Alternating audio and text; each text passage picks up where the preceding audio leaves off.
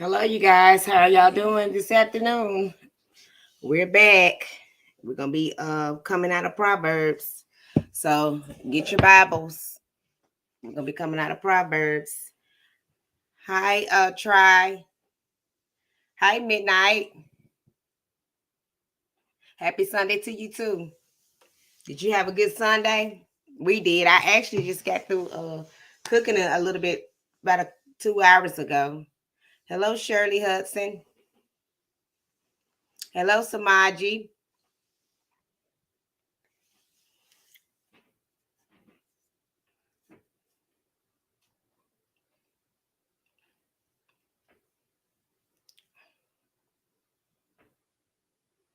If y'all have not let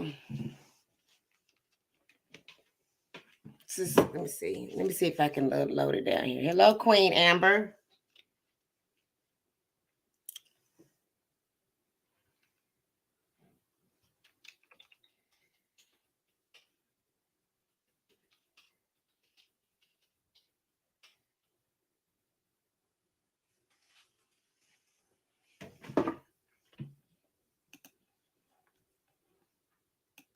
Right here up on the screen is my new cooking channel. If y'all want to go and subscribe there, that's my new cooking channel. I did a cooking video today on that channel. So if you want to go and check it out, you can. The little logo avatar person is gonna be like a wooden wall with like a little red and white checkery blanket. All right, you guys, we're fixing to go ahead and we're fixing to get started. Um,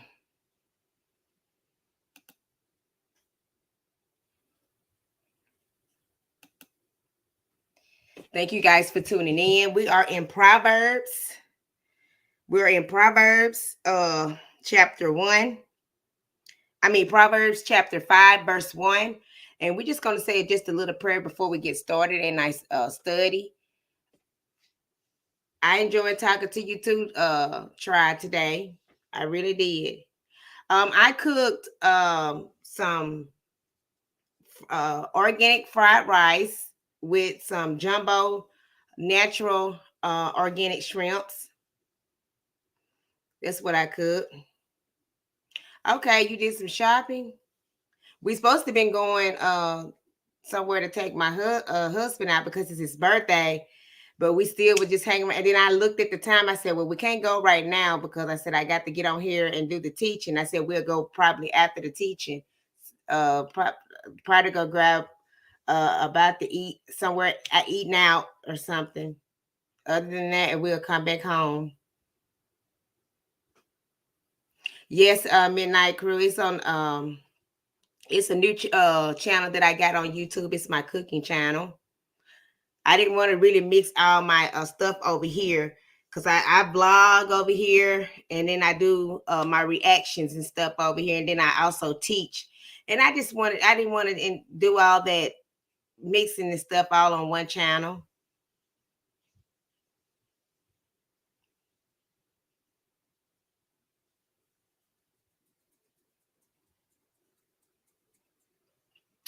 So we're going to go ahead and get started in our prayer. Let me see if I can find it. This is the channel right here. It's called Country Gal Cooking.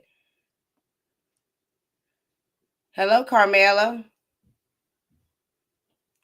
All right. So we're fixing to get started. I'm going to say a little prayer. We're going to go ahead and get started. Lord, we thank you for this day. Thank you, God, for allowing us to come together once again in unity. Thank you, oh God, for what you're about to teach on this afternoon. God, I pray that your people will not only be hearers, but they will be doers of your word. I thank you, oh God, for allowing us to even come on here to be a part of this. I ask you to use me. I ask you, God, to speak through me, to give to your people, that they will have an understanding of your word.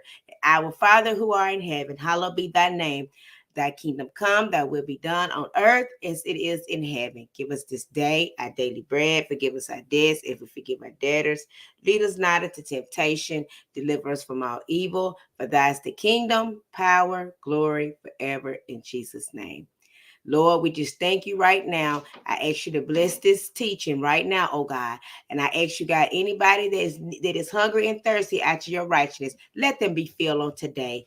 And I ask you, God, whoever needs prayer and whatever they're lacking and whatever prayer they have up before you, oh God, I ask you right now, if it's good, I ask you right now, God, for you to touch and make a way. And I pray, God, that their prayer will come to pass. In the mighty name of Jesus. And we thank you for this day. This was a glorious day, oh God. And I just want to give you all the honor, all the praise. Thank you for waking us up this morning, oh God. And thank you, God, for forgiving us for all our sins. In Jesus' name we pray. Amen. Amen. Amen. So for the ones that's just now coming on, we're going to be teaching out of Proverbs chapter 5, and we're going to be teaching out of Proverbs chapter 6. I will not be before you long. If you can just give me about 45 minutes, we'll be off here and we'll go on about our day. Okay, thank you so much. And thank you, Try, for subscribing too. I appreciate it. Thank you, Midnight. Thank you so much. And if y'all have not yet subscribed to Midnight's channel, y'all go over there because she be talking about some good topics. She was talking about the incident that happened with the boy that fell off the that ride, and it was really good. She said some good things on that. And I think it's another video that she put out. I have to go watch. I forgot the name of that one. I think she put one other one out, but I'm gonna have to go over there and check it out. Like I was saying, I forgot to have a Bible class Thursday, so I'm gonna just do a little teaching today, and then after that, that'll make it up for Thursday because I've been so busy, and I really don't have time to, come on here because I really want to come on here and do some other things, to talk with you guys and to chat like I've been doing on my reactions, but I just haven't had time. I have to give God my time first before I do any of that. So that's why I'm on here again. Okay, so with that being said, we're going to go ahead and we're going to get started. The wisdom of avoiding adultery. Verse 1. Son, listen to this piece of wisdom from me. Pay attention to what I know to be true. Remember to live wisely, and what you learn will keep your lips from saying the wrong thing. Now, another man's wife might be very charming, and the words from her lips so sweet and inviting. But in the end, she will bring only bitterness and pain. It will be like bitter poison and sharp sword. She is on a path leading to death, and she will lead you straight to the grave. Don't follow her. She has lost her way and does not even know it. Be careful. Stay on the road that leads to life. And what that is talking about is, committing adultery, with another woman or another man. And also it's talking about fornication, of how, a lot of people are allowing, to do and act in these ways, and it's letting you know to stay away from her, meaning that be faithful to your marriage, be faithful to your relationship, that you're in with your boyfriend or girlfriend. Keep yourself until you're married with your boyfriend and girlfriend. Boyfriend and girlfriend. I do, Carmela. I put it up for you. Let me see. It's on here on the screen. This is what it's called, Country Girl Cooking. Verses 7 says, now, my son, listen to me. Don't forget the words I say. Stay away from the woman who commits adultery.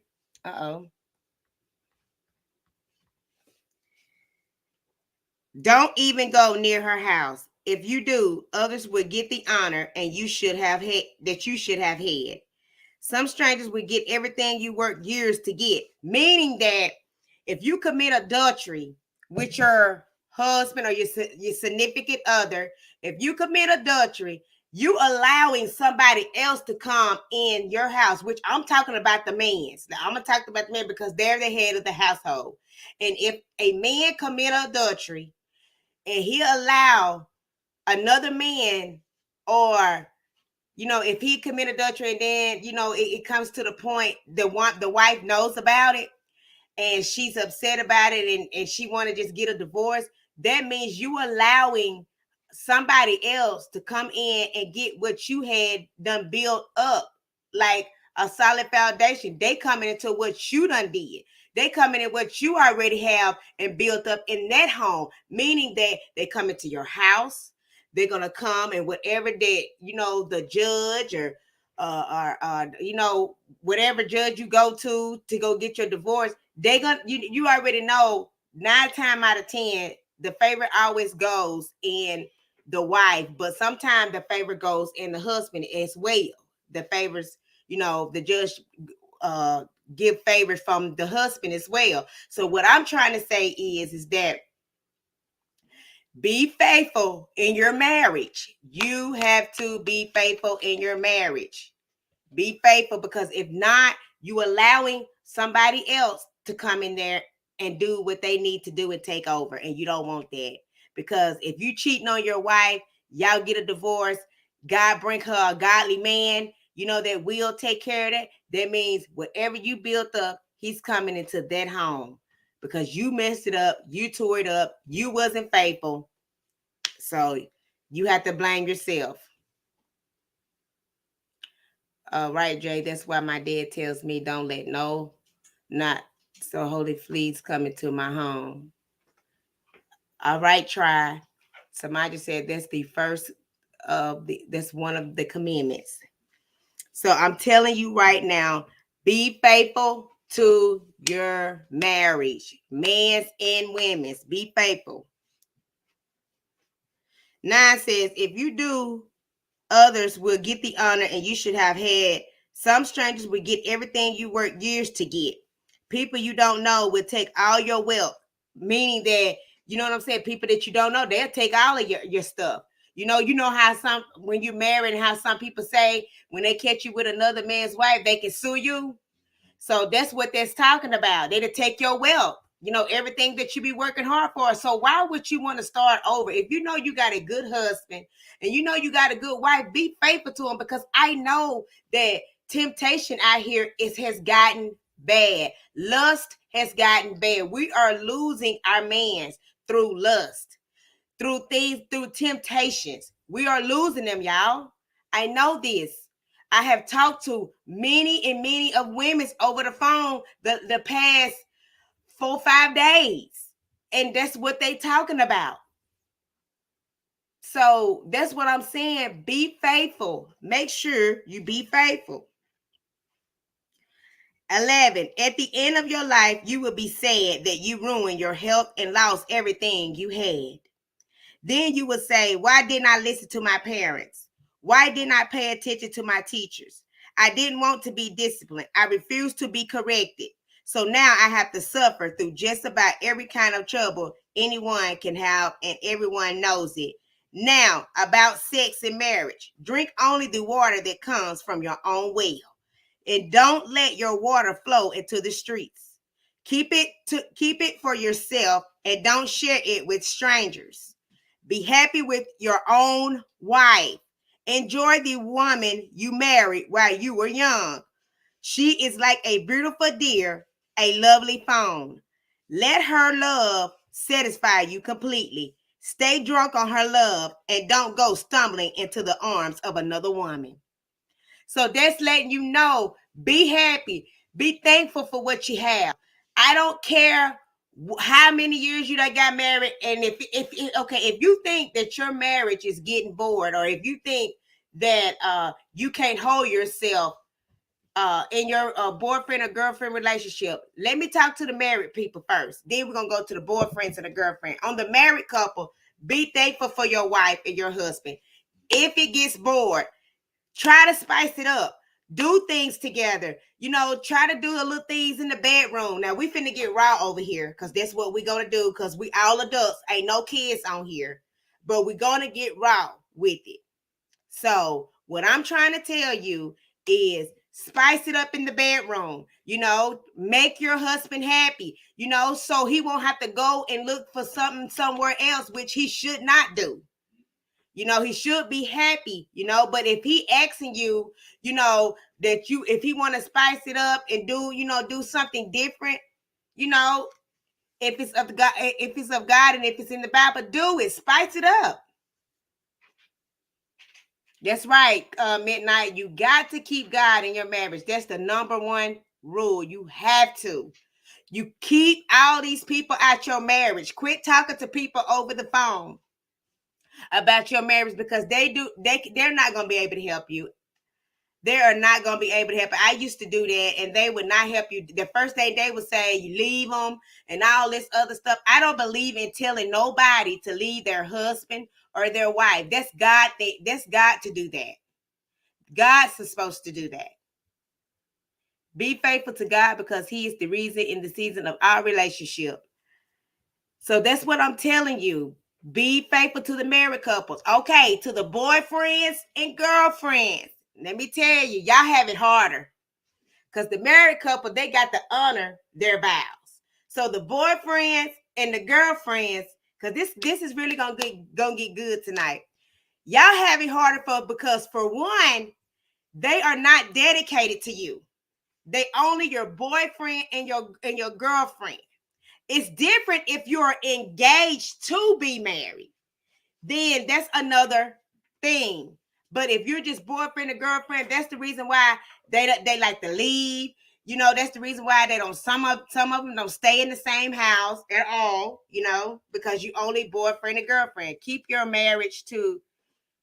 Keep people at your marriage too. Yes, because that will ruin your marriage. It sure will. And the number one thing, I'm gonna go back to y'all boyfriend and girlfriend couples. Just give me a second.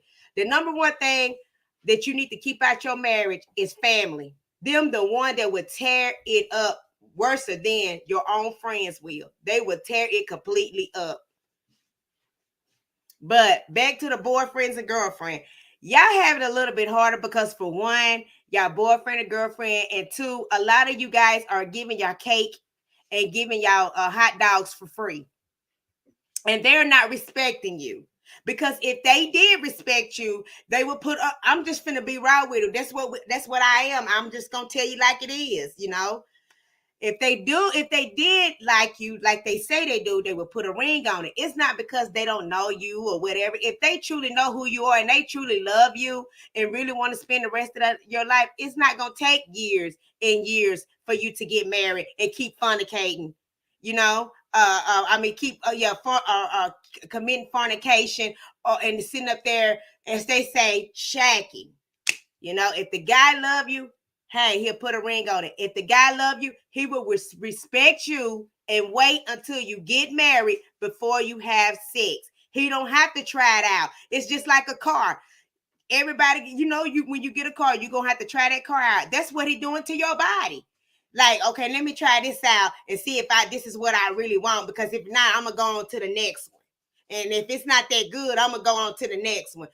If he truly loves you, you would keep your body and you would keep yourself. All you're doing is using your body back and forth. That goes for the man as well. You're using your body. Ain't nobody respecting one another.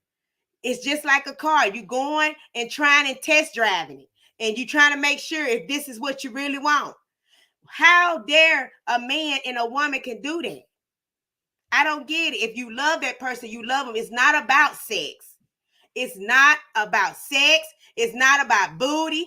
It's not about breasts. It's not about none of that stuff. It's about the person, if they care about you within their heart. Midnight says, right, don't keep a man that just wants to remain a boyfriend and vice versa for the girlfriend. Amen. How long you going to be a girlfriend and a boyfriend? How long you going to do that? Because I'm going to tell you what he doing. He got you as a girlfriend, and I guarantee you he got another woman on the side and playing both of y'all. Because if he really want to be really sincere to y'all, I promise you, he'll make it official. He'll put a ring on it and say, it's time for us to get married. It's time for us to do the right thing. I'm tired of playing games. I don't want to be a girlfriend or a boyfriend. Like, I've been out of that stuff. It's like I've never, ever, the last time I was a girlfriend, I was in my 20s. Ever since then, I've been married. I don't do all that girlfriend and boyfriend. Either you love me or you don't. We could date a couple of days or weeks or whatever, but the longer we date, the longer you're gonna wait because you're not gonna get none. So I'm gonna see how long you're gonna stand with that.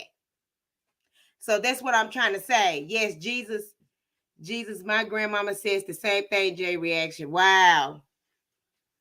I'm too old for that, Jay. I know at midnight, I ain't got time for no girlfriend. Shoot, I want to be a wife. You know, the same thing for the husband. I know y'all wants to be a husband. And y'all women's quit running out here finding a man. Let a man come to you. Y'all disrespect yourselves so much. If a man can't respect me enough to come to me, and you know what I'm saying, and call me and do that, I just feel like that's just so disrespectful. And I always thought that. I really did. Okay, so verse 21 says, the Lord clearly sees everything you do. He watches where you go. The sins of the wicked will trap them. Those sins will be like ropes holding them back. Evil people will die because they refuse to be disciplined. They will be trapped by their own desires. All right, chapter 6. We're talking about dangers of debt. Dangers of debt. My son, don't make yourself responsible for the debts of others. Don't make such deal with friends or strangers. I'm telling y'all gonna learn a lot tonight. Y'all already learning about the sex, so I'm pretty sure y'all probably gonna go back and tell your boyfriend and go back and tell your girlfriend y'all can't do this no more because it's wrong, and y'all gonna make it right. Y'all gonna make it official, or either you can go on over there to the other chick or other side, whoever you with. If you do, your words will trap you. You will be under the power of other people. So you must go free yourself. Beg them to free you from debt. Don't wait to rest or sleep. Escape from the trap like a deer, running like a hunter. Free yourself like a bird and flying from a trap. Guess what they're talking about? Let's talk about owing a debt. When you owing people, when you borrow money and you owe it. That's why God tell us quit borrowing things from people and owing them, because they have control over you then. That's why it comes a lot of chaos and confusion, because when you do get into that debt with that person, either you don't want to pay them back or something comes up. And then it causes confusion in your life. Can you give me some water? It causes confusion in your life. So don't be owing people. I thank God that I don't owe that many people. Only thing I probably owe is because my home, which that's what I'm fixing to try to get. That's what I'm working on now, is trying to get out of debt in my home. I'm trying to buy a home. So that's what we need to be talking about. In the Bible, it says that, he that findeth a wife. That's right. And it says she. It says he. That's right, Queen Amber. But that's what I'm talking with y'all tonight on the debt part. The debt. Try to get out of debt as much as you can. Y'all quit. Let me tell y'all, we waste a lot of money paying rent, because I pay rent. I'm not going to be honest with you. I pay rent, and I'm getting out of that now. I'm saving my money up to buy me a mobile home until I can see my way that I can have me a 2-story house. We got to stop trying to live above our means. See, when you have wisdom, it'll let you know, okay, it's time for you to get out of debt. Y'all want to keep on paying thousands and $2,000 a month just to stay in a place when you could just go get you some land. I'm showing y'all. I'm teaching y'all wisdom. When you could, thank you so much. When you know you can go get you some land and put you a mobile home on there, and then you won't have to worry about it. You'll be debt free. And then when you save up your money while you staying in that mobile home, and you saving up your money there to get you a bigger, the brick house, then you can rent that house out that you have on that land of that mobile home and go get you a nice 2-story house. So, I mean, it's time for us to come out of debt. We've been in debt for too long. That's the reason why we don't ever have no money, because we try to live in these studios and condominiums and all these whatever's apartments. That's all these thousands of dollars.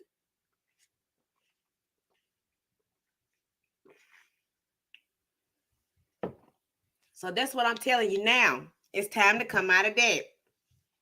That's something I was thinking of doing too, teaching people how to save money. I'm great at it. All right, Midnight Crew. All right. But that's what I'm trying to say. That's what I'm doing. I'm trying to save money. I don't want to go out there, you know what I'm saying, and do things like that and waste my money. I'm tired of wasting my money. If you would add it up from the time you move in a place, because sometimes people always do the 6 months to a year. But if you would add it up, that's a lot of money. If you paying $1,000 a month and you've been in there for 6 months, that's $6,000. Don't you know that $6,000 can be on a land or a mobile home or a house? Don't you know that? Glory to God. And okay, verse 4 says, Don't wait to rest or sleep. Escape from that trap like a deer running from hunters. Free yourself like a bird flying from a trap. Verse 6, the dangers of being lazy. You lazy people, you should watch what the ants do and learn from them. Ants have no rulers, no boss, no leader. But in the summer, ants gather all their food and save it. So when winter comes, there is plenty to eat. You lazy people, how long are you going to lie there? When will you get up? You say I need rest. I think I'll take a short nap. But when you sleep and become poor and poor, soon you will have nothing. It will be as if it's a thief came and stole everything you own. And see, that's what I'm saying to you right now. That's what I'm saying to you. If you're being lazy, if you don't get up and work, you're not going to have anything. That's what I keep telling my kids. Y'all have to get up and go to work. Quit always wanting people to put things in your lap. I work for everything I got. And sometimes our kids get mad at us and say, you don't never want to help us. You this and you that. And I keep telling them, I said, I had to work for this. I said, nothing, this right here didn't come in my lap. I had to work for it.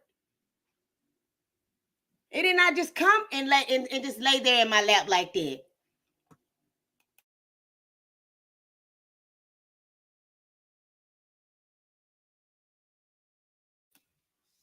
But that's what I'm saying, you guys.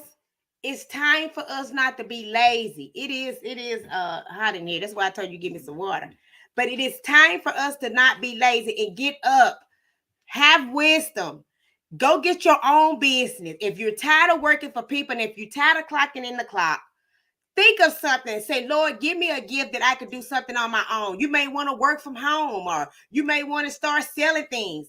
Nothing is going to be given to you. I was raised to make it happen and go after what you want. That's right, Midnight.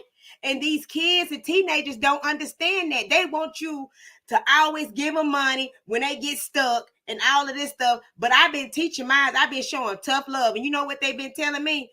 Oh, you don't love me no more. You don't even call me. You don't help me out. I'm not. I said, because I done gave you money and I did this for you. I done gave you a house. I gave my kids my home and I moved out of it.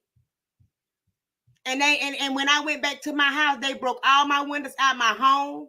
It looked like a crack house. So that's what I'm trying to say to these kids. When somebody give you something, respect it.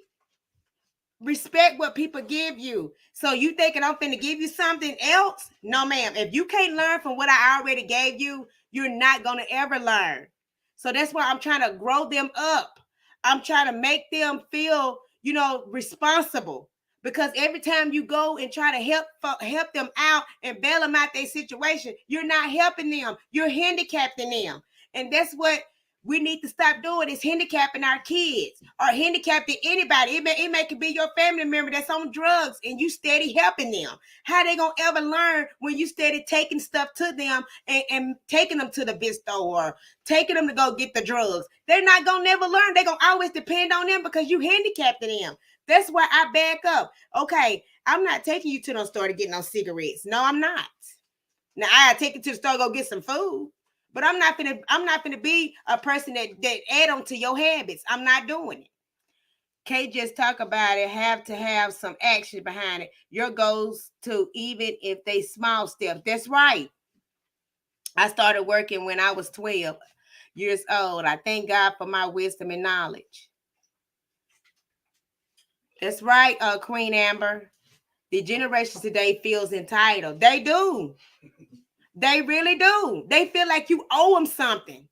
And I'm thinking like, y'all, I had to get up every morning. When I was in my 20s, I worked my butt. I had 2 jobs. I did. I had 2 jobs. And I promise you, I was tired of getting up every morning. But I had to do it because I knew wasn't nobody else going to do it for me. And that's why I keep telling my children, it's time for y'all to grow up. I do care about y'all. I do love y'all. But you're not going to make me feel bad to the point you saying I don't care nothing about you just because you think I'm finna give you money or help you out. No, you're going to help yourself because you got to quit depending on me. What if I'm not here? What you going to do? Who you going to depend on then? Depend on yourself. So that's what we are talking about in Proverbs chapter 6, verse 12. We on verse 12 now. These are called troublemakers. Some people are just troublemakers. They are always thinking up some crooked plans and telling lies. They use secret signals to cheat people. They wink their eyes, shuffle their feet, and point their finger. They are always planning to do something bad, but they will be punished. Disaster will strike. They will be destroyed. There will be no one to help them. So if you're dealing with this situation right here, if you're dealing with somebody using you, and if you're dealing with somebody mistreating you, don't worry because God gonna get them. What you got to do, you got to have enough wisdom to stop letting them use you. Stop allowing them to mistreat you. Well, how do I do that, Jay? First of all, quit giving them stuff if they don't appreciate it. If God didn't tell you to give them something, cut it off. Stop giving them stuff. Well, how would I let people stop mistreating me? Cut the conversation. If they're not going to respect you, cut it off. Leave it alone. Right, Jay? I'm 26 now, and I've been working since I was 16. Wow. Wow, Samaji. My daughter wants a car. I told her last year, you save your money, you get from your W-2, and I will match it. X if she saved it. Wow. That's right, Miss Shirley. I mean, hey, if you don't want to try to get on your own, don't expect me. Now, I'm going to tell you what I did. I gave my daughter a car, and she tore it up. She told it out, wrecked it. And I said, I'm not going to keep wasting my money because y'all kids just so ungrateful. I'm not going to say it was her fault, but at the end of the day, I keep telling her to watch when she get in the car, you have to watch for other people's driving as well, because these people drive crazy out here. You do not want a car. Nothing wrong with cutting people off. Sometimes we have to, even if it hurts. That's right. Because if they don't, they're going to continue to use you if you don't cut them off. I mean, that's why I keep saying people mistreating you, quit dealing with them. If you know they using you, why you keep dealing with it? Cut it short. Because they know you got a kind heart. You love to give.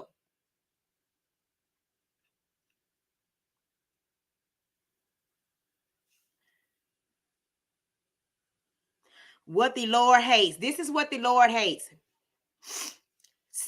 We on Proverbs chapter 6, verse 16. The Lord hates these 7 things. Eyes that show pride. If you know you walking down here and you showing pride, always bragging about the stuff that you got, you don't forget where you came from. God hates eyes that show pride. Tongues that tells lies. That's number 2. God hates tongues that tell lies. Try says, Jerry, actually, I receive SSI, but I still work hard to keep things I have and respect my own stuff. That's right. That's right, Try. And you have to. If you got your own place, it don't matter what type of income you got, as long as you can keep your place and you stand in. I think the only time I ever went back to my mom's house was twice. The other time I was homeless. I slept in my car. I didn't bother nobody. And I slept in my car for about a month. This is my testimony. And I told myself, I said, I'm not going to keep on depending on nobody. I said, because I see don't nobody care nothing about me. Because if they did, first of all, they would try to help me. So when I didn't see people helping me, I got myself up on my own. And I went out there and I said, I'm not going to sleep in this car another day. I saved my money. I quit eating out. I saved it up and I got me a house. I got my own place. That's what I did when I was in my 20s. Having a kind heart is a gift and a curse because people will take you for granted. Been there several times and learn from him. I know at midnight. I know I done been there. That's the reason why I said, if God don't tell me to do something for you, I'm not doing it. You can get mad. You can say I'm selfish and hatred. Go to God about it because he know my heart. I'm just not finna let nobody use me. That's what I keep telling y'all when we was talking about in Bible class. You know how I say, what would y'all do if God bless y'all with $1 million? What would y'all do with it? A lot of y'all said y'all would help your family members. I'm not doing that.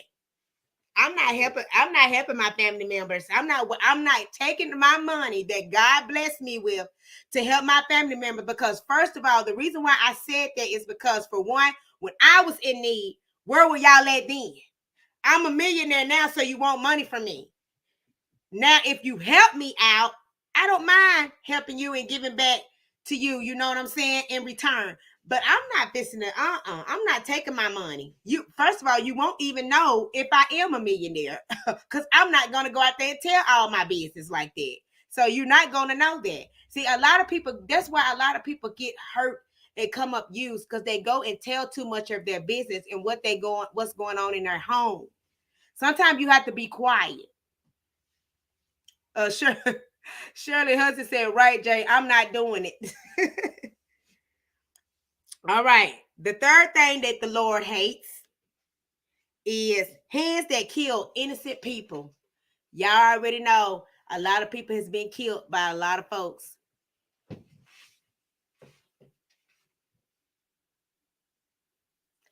It's been there. A lot of innocent people has been killed. Mm-hmm. Number 4 is what the Lord hates: hearts that plan evil things to do. Hearts that plan evil things to do. If you know you got a heart and they planning evil things to do, you already know God do not like that. So if you over there plotting to try to hurt somebody else because you mad because you ain't got what they got, hey, you need to stop because it's not going to get you nowhere. Hello, Shante. Verse 18. Hearts that plan evil things to do and feet that runs to do evil. All right, the next one. Witness in court who tell lies and anyone who causes family members to fight. God hates this. That's why I keep telling them, when you stir up strife, he hates this. God do not like it. You don't have any cold water? Yeah, I'm over here burning up. Yeah.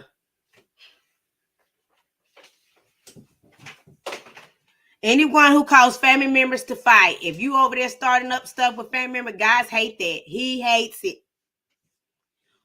All right. The next one is warning against adultery. Warning against adultery. Verse 20. My son, remember your father's command and don't forget your mother's teaching. Remember their words always. Tie them around your neck and keep them over your heart. Let this teaching lead you wherever you go. It will watch over you while you sleep. And when you wake up, it will give you a good advice. Your parents give you commands and teaching that are like lights to show you the right way. This teacher corrects you and trains you to follow the path to life. It stops you from going it stops you from going to an evil woman, and it protects you from the smooth talk of another man's wife. Such a woman might be beautiful, but don't let that beauty tempt you. Don't let your eyes capture you. A prostitute may cost a loaf of bread, but the wife of another man could cost you your life. It could cost you your life. That's why it's a lot of things that's going on. That a lot of people are coming up hurt and killed because they either get caught in another man's house. They get caught in another woman's bed, and it's causing a lot of chaos. It's causing a lot of chaos, and we losing our mans to temptation. You remember what we talked about on last week, and I was telling you guys about we was talking about lust, and you remember I was telling you guys to try to dress properly, so whenever you go out, you can help these men to stop lusting. Because a lot of women they do dress provocative. They wear things to the point. It's just some things. I be going to the store and I see these women. It's just ridiculous. It's like, why would you come into the store like this? It's like they don't care. They don't care about that no more. But if a man truly loves God, then they won't look or lust. That's how I'm gonna say that, because you can't stop nobody from dressing how they want to dress, but they know better though. I got enough sense and I have enough wisdom to not go in that store with a freaking shirt on, and that's all I have on is a shirt that comes halfway to my thigh and nothing else on. Now that just common sense. That disrespecting my husband. Like, why would who is I'm trying to impress? I thought I was supposed to impress my husband. So, verse 27 says, if you drop a hot coal in your lap, your clothes will be burnt. If you step on one, your feet will be burned. If you sleep with another man's wife, you will be punished. See there? You will be punished. And people don't know how, they really is in danger, and they don't know this. A lot of women that's out here breaking up marriages and stuff, going with married men, and some women, they don't know because the married guy will not tell them. He will lie to them. But I don't think God will hold them responsible, but God will let them know, look, he told you he married, leave it alone. Leave it alone. 30 and 31. A hungry man might steal to fill his stomach. If he is caught, he must pay 7 times more than he stole. It might cost him everything he owns. But other people understand. They don't lose all their respect for him. But a man who commits adultery is a fool. He brings about his own destruction. He will suffer disease and disgrace and never be free from his shame. So, it's a lot of people out here that don't even care what they're doing. They don't care about hurting people's marriages and hurting people's heart and going with people, because you're seeing it right now. You know what I'm saying? You're seeing it. So that's what I'm saying for us. So let me say this right here for the businessman and the other woman. Just like how that happened with the incident with Popo. That hurted her, because for one, this is what I think on this situation right here. For one, you hurt yourself because you should have kept yourself and you should have waited and made sure he was the right one. That's just wisdom. And you would have never got hurt. And now pregnant, and now you ain't even with that person. So do you get what I'm saying? So now I feel like the other woman just played it dirty and played evil from evil. Okay, you having sidebar conversation with my man, I'm finna talk to your man as well. And that's what she did. And it's wrong. That's the reason why I kept telling y'all, I don't like that. They wrong. It's up to God if he bless it when they do get married. It's up to God if they bless their marriage. Who am I to say that God is not going to bless it? So that's what I'm trying to say. But a man who commits adultery is a fool. He brings about his own destruction. He will suffer disease and disgrace, and never be free from shame. The woman husband will be jealous and angry and do everything he can to get revenge. No payment, no amount of money will stop him. And that's what you're seeing right now today. Right now today, you're seeing when a man know he had a good wife, and when he done messed up, he gets jealous and he gets angry and he always trying to get revenge. He always tries to get revenge, or he get jealous, or somebody, or try to start a fight, or try to fight the woman, you know. And another thing I wanted to say, men, keep your hands to yourself. Don't put your hands on a woman. If that woman got so much of a bad mouth, walk away, get in your car, and leave. If you come back, you the one want to come back to all that mess and all that chaos.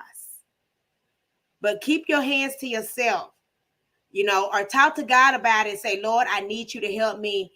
Teach me how to do my wife. Teach me how to, when she say things to make me upset or angry. Teach me, oh God, to how to be no, what is that scripture in Proverbs? Slow to speak. Something like that. I think it is. Do you know what scripture that is? Anybody know what I was talking about? Whenever, you know, God can help you. He can help you in your marriage if you would talk to a man. Quit going and talking to your friend guy, because they're not giving you no good advice. And especially if they are not married. Talk to God about things. I get tired of people saying, I need to go get help. I need to go to a psychiatrist or a psychologist. No, you don't. You need to go to God, and God will direct you. He will help you. You got to tell him what you want. He will teach you how to be a husband. He will teach you how to be the head. He will teach you how to be above and not beneath. He will teach you all those things. He will teach you how to be the lender and not the borrower. You just have to listen. You have to listen. That's right. Thank you so much, Shantae. We got it. Shantae says, slow to speak and quick to listen. That's what I was trying to say. Slow to speak and quick to listen.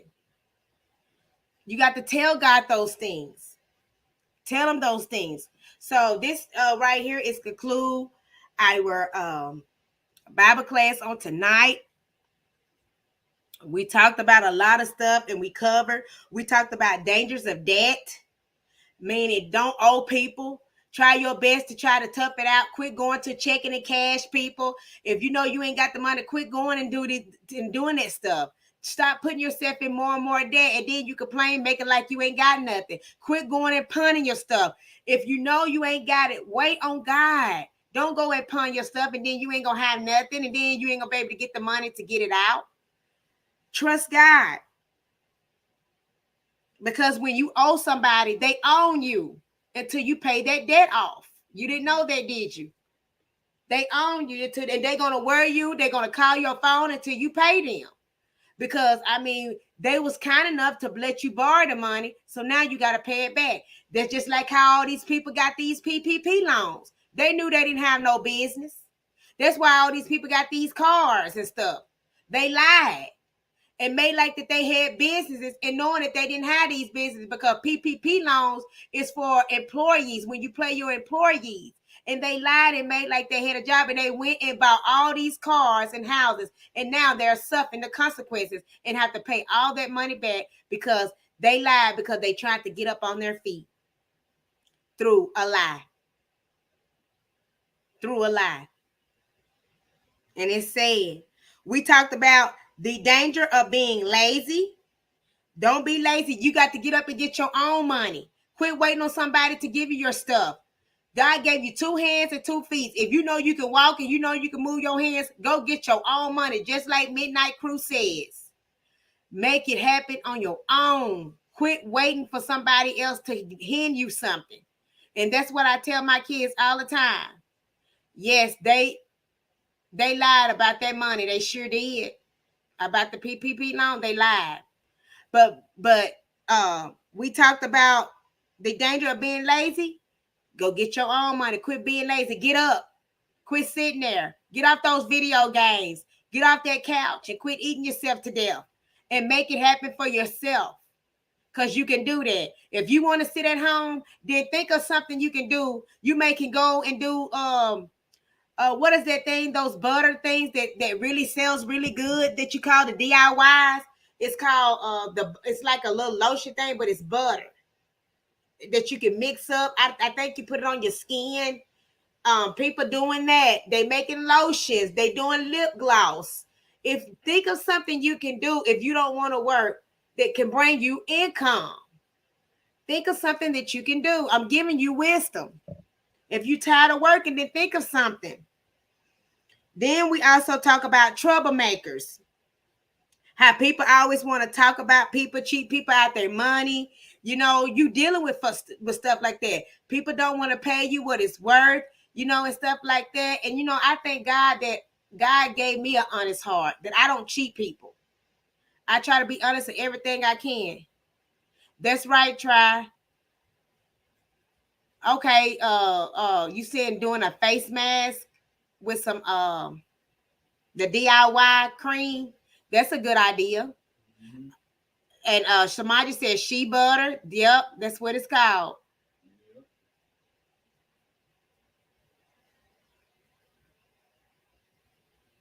So let's see. Yeah, we talk about the troublemakers, about cheating people out their money, and you know, people talking about them. You get cheat out your money because you allow it. I remember that I had told my sister, she used to work for somebody and they cheated her so bad, you know, and I felt sorry for. I said, why are you working for people that's doing that to you? I said, all you doing is put money in their pocket. And I said, they don't care nothing about you. They just want you to upbuild their business. And I kept telling her this year after year after year. She's still in this, and she worked for them for so many years, to the point God had to take her out of there because I knew that God was getting tired of them using her, to the point she didn't even hardly have nothing. When she got out of there and started getting her a real job, to the point that these people was paying her, she got back on her feet again, and I was so happy. Y'all, it is people out there that will cheat you if you allow them to do that. You can't allow them to do that to you. You worth more than that. If you know you working for somebody's business, you know, and they paying you good, stay with them. But if they cheating you out your money and you know you ain't making nothing and all the thing that you making is gas money, get out of that because they cheating you. Don't stay in there. That's right. Don't cheat yourself or let someone cheat you. Okay. We also talk about what the Lord hates. We covered that. We talked about what the Lord hates, and he hates the eyes that show pride, tongues that tell lies, hands that kill innocent people, hearts that plan evil, feet that runs to do evil, witness in court who tell lies, and anyone who causes family members to fight. If you running around here, God hates that. It says right here in the Bible, he hates that. We also talk about the warning against adultery. Be careful, man. Stop allowing these women just because you see what they got on. Love your woman that you're with. And also, wife, love your husband that you're with. Just because he ain't making more money than Tom over here, and just because Tom can bring more bread than your husband, that don't mean nothing. You love your husband because God can elevate him just as well as he elevated Tom.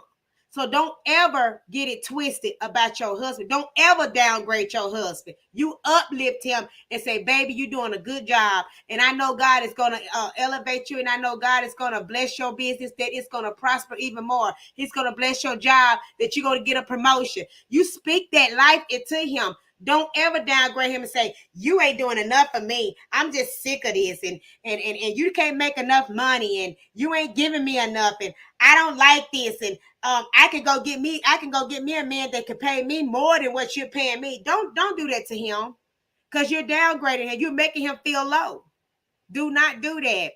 Midnight says a lot of people think they're fooling people in the world around them, but one person you cannot fool is God himself. He knows everything we do, and he does, Midnight. He really does. God is not a God of strife. He's not. He's not. Speak life. Love who love you, baby. That's right. Yes, J Reaction. We supposed to love our husband and ourselves and put God first. That's right. So don't downgrade your husband. Uplift him. If he's not bringing that much money in, encourage him and say, baby, let's try to go up a little bit higher. You know, encourage him. And you know, you making run a business. and let him do something, and you be the secretary. You got to have wisdom. You got to learn how to work together as a couple in unity. When you work together as a couple, you would get somewhere. That's the reason why you see the people that is not our color, they always gonna stick together. That's why they get so further than where we are. Because we're so hard-headed to the point we talk about each other. We don't want to support nobody's business. We always want to go and support the other people's business, but we don't want to support our own color. And I don't get it. I don't know, because is it jealousy? Like, what is? And then for one thing, it's a lot of people that go out around here and scam people. For one, that have really hurt our culture. Our culture, we really have did a lot of scamming, and we need to stop that so we can put our trust back in our own culture again, and build ourselves up, and, and help one another, give to one another. If somebody got a business, support them. If they got some good products, if they doing some good things or selling good hair, or selling good lashes or whatever, support that. Support them. Support them. So that's what we all talked about on tonight for our teaching. I hope you guys learned something of all those kind of things that we talked about. And if you learned something, I thank God that you learned something. I hope I encourage somebody's heart. If you are sitting at home and you don't want to go to work, I'm not going to bump you, but I will say, get you a business at home. If you don't want to work, make money at home. And I'm talking about doing the right thing. Do some DIYs. You may do some flower arrangements. You may have a gift to love to decorate flowers and put things together. Just like Samaji said, you may want to do the shea butter lotion and do the shea butter cream where you can make your own cream. Only thing you got to do is get your jar, your containers. Y'all, let me tell y'all, Dollar Tree has a lot of stuff now that you can get for your business. That's right, Chpt. I support Black people business as well. Dollar Tree, if you have a business, Dollar Tree can help you a lot in your business. They sell a lot of things that you can get, like containers. But only thing about it, you may not can get like in a whole quantity. You may can get like a couple of them just to get started out. Just say, for instance, that you're just getting started and you got to order for five jars of shea butter cream. Okay, you can go to Dollar General and spend $5 and go on and send that order off until your order come in for your containers for your products. You got to make it happen. You got to make it work. You got to have wisdom. Yes, Chpt, Dollar Tree has came up a whole lot. A whole lot. Even though they went up 25 cents more, hey, I'm not even finna bump them about it. Because everything is going up now, little by little. So 25 cents ain't finna hurt my pocket. Everything, hey, it was $1 and now just 25 cents more. It's not gonna hurt me at all. Shirley Hudson says, right, thinking the grass is greener with someone else, not knowing that God is building that man to do great things. I know that's right. Look, Shirley, you're going to be looking at another woman. As soon as you leave, that's when God will elevate that with that man or that woman when you leave them. And I promise you, I've been through it. It never fails. I've been through the same situation and God elevated me. And I was, God allowed me to do great things, to make money, all of that. So that's why you have to be careful. Love your husband, what you got. Quit looking at another man's hustle and another wife hustle, and learn and love what God has given you and placed in your life. If you see that man struggling in his finances, say, look, baby, let's do this together. I think we can make more money doing this. Boost them up.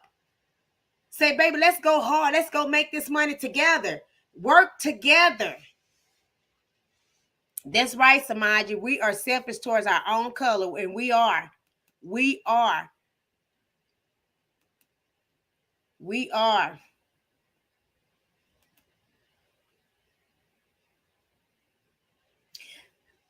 Try said 99 cents.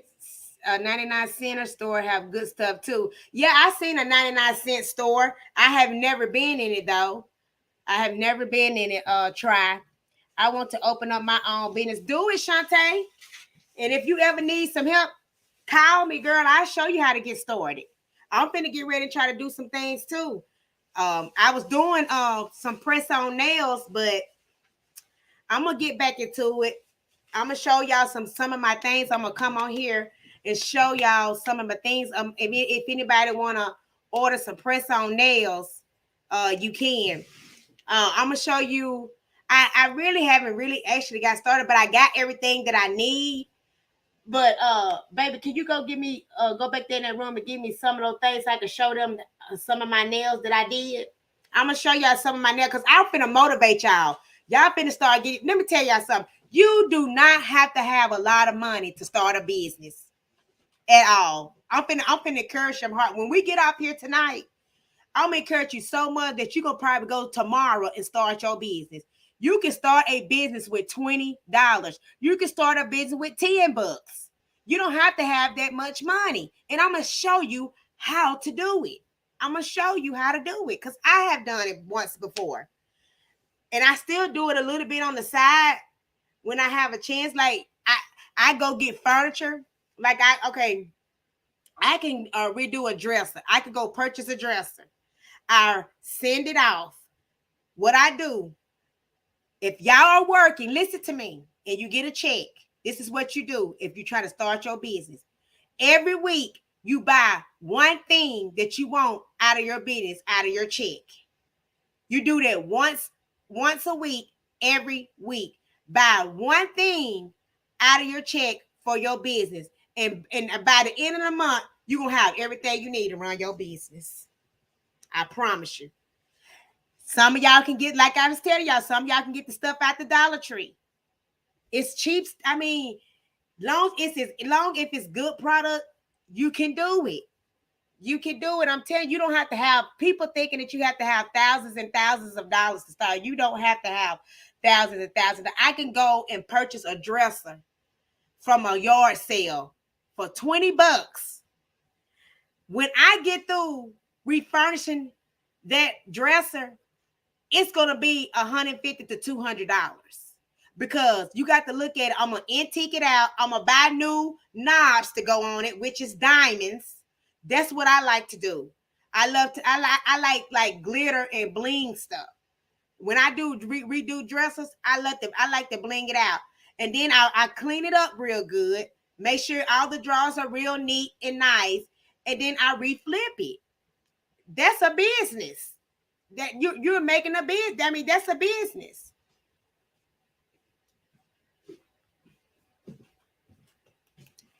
Black wealth is important. It is. Thank you so much. I appreciate it. I'm gonna show y'all my nails that I did. And if y'all want to purchase some, you can. If not, you don't have to worry about it. And I'll tell you the price of them. Because I really want y'all to flourish in your business, Shantae. Now, patient is virtue. We have to stop wanting everybody's blessing. That's the number one thing. Let me put this on the screen because Shantae is on it. Stop always wanting somebody else when God got that inside of you. You can do your own thing. You can do your own thing. Thank you, Lord, for teaching me how to love.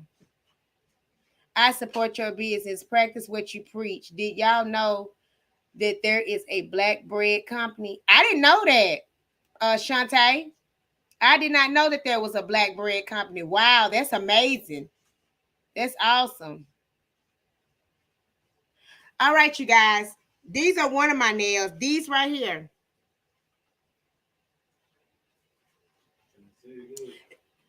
This right here I call Frankenstein nails. I hope y'all can see them real good. Hold on. Let me hold the light up so they can see. It's called Frankenstein nails. And these are the press-on nails that I did. I had to order these right here, the fake nails. I had to order those. And I got my rhinestone in the place where I live. The place sell rhinestone, and I got my different color. But I call these Frankenstein nails. And these right here, I'm selling is $55. And you get the whole set. And what I have to do is you tell me the size of your finger, and I will have to make these right here for you. And you just tell me the size of your finger. Then I have these right here. These right here are called Splash. They're called Splash. Thank you so much, Shantae and Midnight. I appreciate it. So this is what I'm telling y'all. Y'all better go out there and get y'all business started, honey.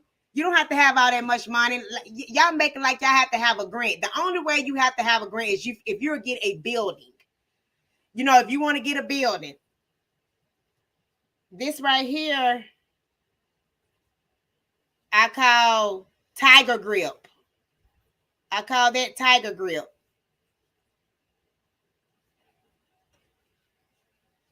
Thank you. I appreciate it. Oh, thank you, Shantae. Thank you, Samaji.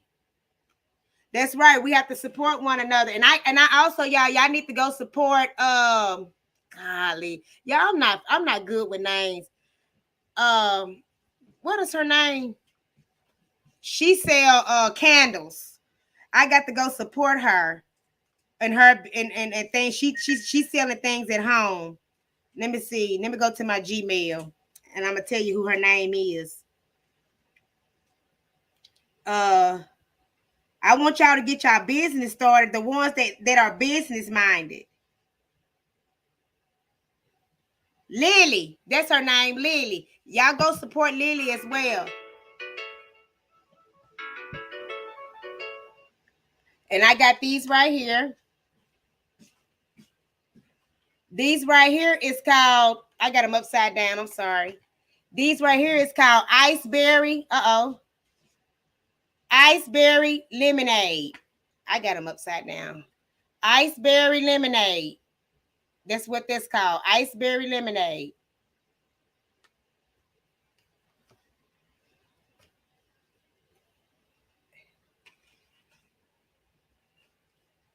Jay, did you hand draw them? I did. I sure did. I hand draw them on my own, and I don't know how to draw, but I asked God to anoint my hands. I support you, Jay, and Midnight Crew. Y'all all amazing. Love the splash as well. Okay, thank you. We could have a whole block of business. We can. This right here is called. I got them upside down. This right here is called Chocolate Sparkle. It's chocolate.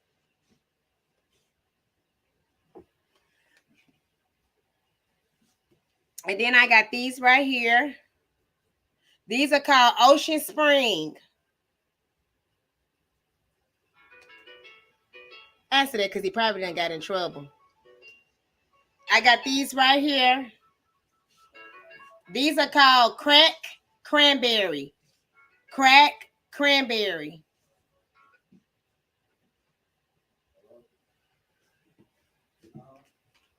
I'm working on building. I'm working on building. I want a one-stop shop to help house the homeless and help the men and women and children. Okay, Midnight Crew. So if that's what you want to do, you know, the first thing you could do, well, which you are doing, you know, you always counseling people and stuff like that. And that's a good thing to do. So only thing now, I don't know what you do in that area, but I do know that, you know, you can always get somebody to what happened? Hold on, y'all. It's my children. They always doing something.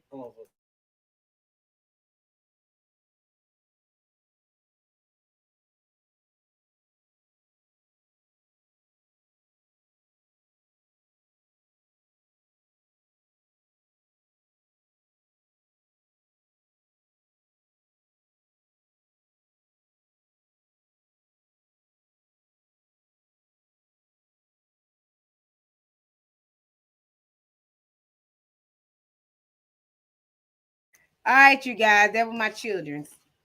Okay, and I got this right here. I'm reading y'all comments too now because I want to help y'all get y'all business started. This right here is called Pink Passion. Trying to make sure I'm doing it right. Pink Passions. She said, I'm working on building. I want a one-stop shop to help house the homeless. Okay, what I was trying to say, Midnight, before that happened is you have to get somebody to what you call that thing when you have to get somebody to donate to your business, like a foundation. That's when you go through the God, I can't think of it. God, I can't think of that what that supposed to happen, but that's just like you have to get somebody to donate uh with your building, but you can get some help. You can get somebody to donate to your business. All you got to do is start a campaign and get everybody to send money to what you're trying to do. So that's that. I mean, that's really simple and easy. Let me read y'all comments because these comments is really going really fast. Hold on. The nails are so pretty. Thank you, Miss Shirley. That's amazing, Midnight. Miss Midnight. Shantae said, "Are those all those are so nice?" Thank you, Shantae. I appreciate it. God anointed hands for sure. I need them tiger and cranberry. But if you ever want it, just let me know and I can do you some. I just haven't really did none lately. Them just samples that I did, but I sure can do you some. I love them nails, Jay. Thank you. The hot pink passion is nice. Thank you, Midnight. Those designs are fire. I appreciate it. I'm currently working on that. It's in the making. Okay. Well, let me know, Midnight Crew, and I will also show your campaign here and try to get you some donation to get you started. To get you started. And if you do, then I want to donate to your building as well so you can get started. Just let me know, okay? That's pretty, Jay. Thank you, Kamala and Samaji. These right here is the next one. These are called Mermaid Nails. These are mermaid nails. They are mermaid. Let me turn it this way. They're called mermaid nails.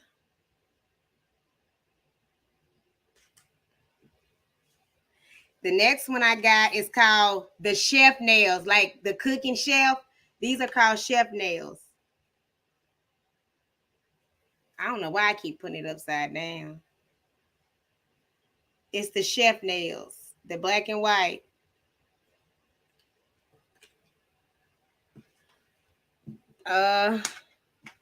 This is called Mardi Gras.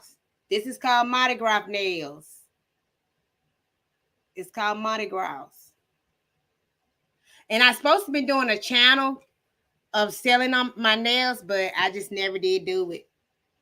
And these are called almond nails. Turn it this way. These are called almond nails. No, I don't. No, it's not.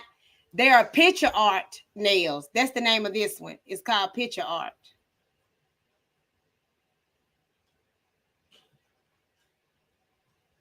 I'm always an advocate for those people, and it's what I do for a living. It's what I call of me to do by God. That's my gift. I'm going to share it. Okay. Just let me know and we could do something on over here to try to help you get started. I'm serious, y'all. If y'all got a business, we can help each other to get started. I'm telling y'all now. These right here is called classy. These are called classy. Turn this away. These are called classy. It's like a peach color.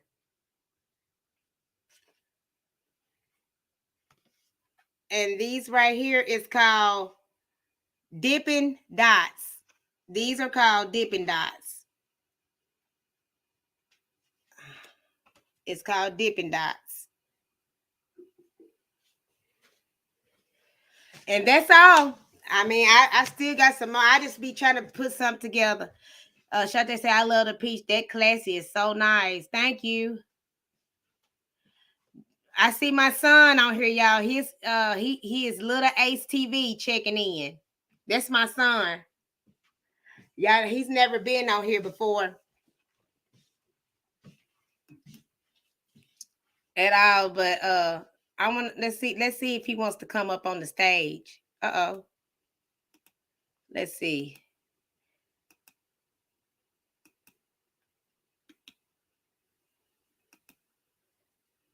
I'm gonna put my link right there in the description box if y'all want to come up here and we could talk about our own business. Here, baby, can you take that back there to the bed? That's right. Camilla said hit the like button when you come in. Junior, if you want, do you want to come up here and say hi to the people and let them know who you are? To my son? He probably back there in the back because he's so shy. What is trying to do? Shante, it's going to be called the Bryson Family Channel. Try. Okay. I sure will subscribe to you. Are you coming up here, Junior? Onto the channel? I put my link up there. If anybody want to come up and talk about business, we can. You know, I really want to really help because I also have my own lotion out as well. I have my own lotion, which it's been out like for 2 years now. And I just really haven't like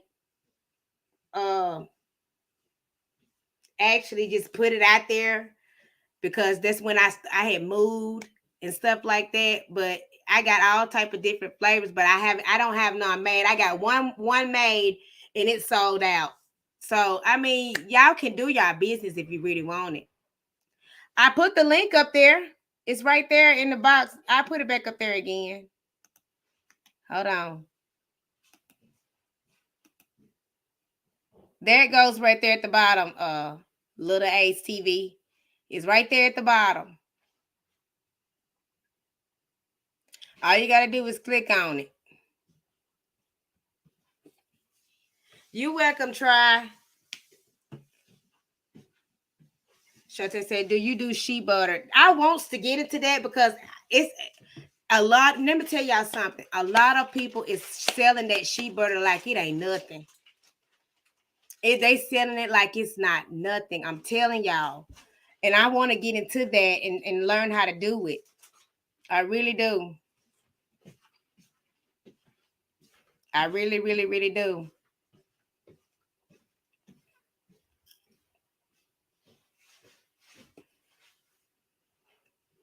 But I'm so happy for the ones that is trying to get their own business started.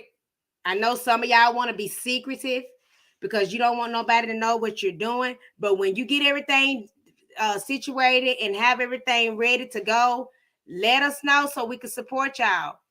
I'm thinking about selling some hair as well. I want to sell hair and lashes because everybody love my lashes and I want to get into that as well. Okay, he finally came on here. What are you doing? Nothing. All right, you guys. This is my son, and he's on Midnight. Hey, Midnight. Hello, yo, guys. How y'all doing? Midnight is so y'all. Ain't Midnight so pretty, girl? Your hair be laid every time you come on here.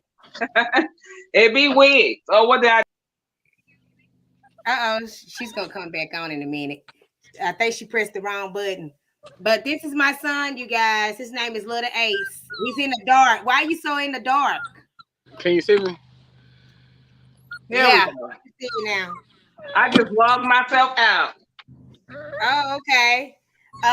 But this is my son right here, you guys. He just wants to say hello to you guys before he go up. I wanted to, if y'all want to go support him, if y'all like all that rap and stuff, and he do reactions as well. He do it like on police officers and stuff like that. Y'all go support him over there. It's called Little Ace.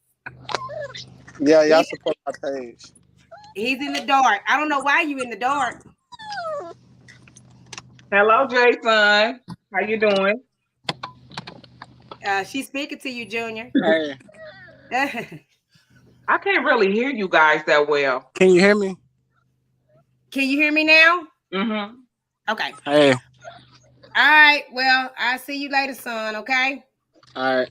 I'll call you after a while. All right. Okay. All right, Miss Midnight. I'm so glad that we had started this. I know it gotta be God talking about people having their own business, and then what you're trying to do, you can get a lot of funding. I'm telling you, you can get a lot of funding. You need to Right. start, letting people know what you're trying to do and have you like a little funding page where people can come. And I will be the first one to donate because I like to see people to prosper, Right.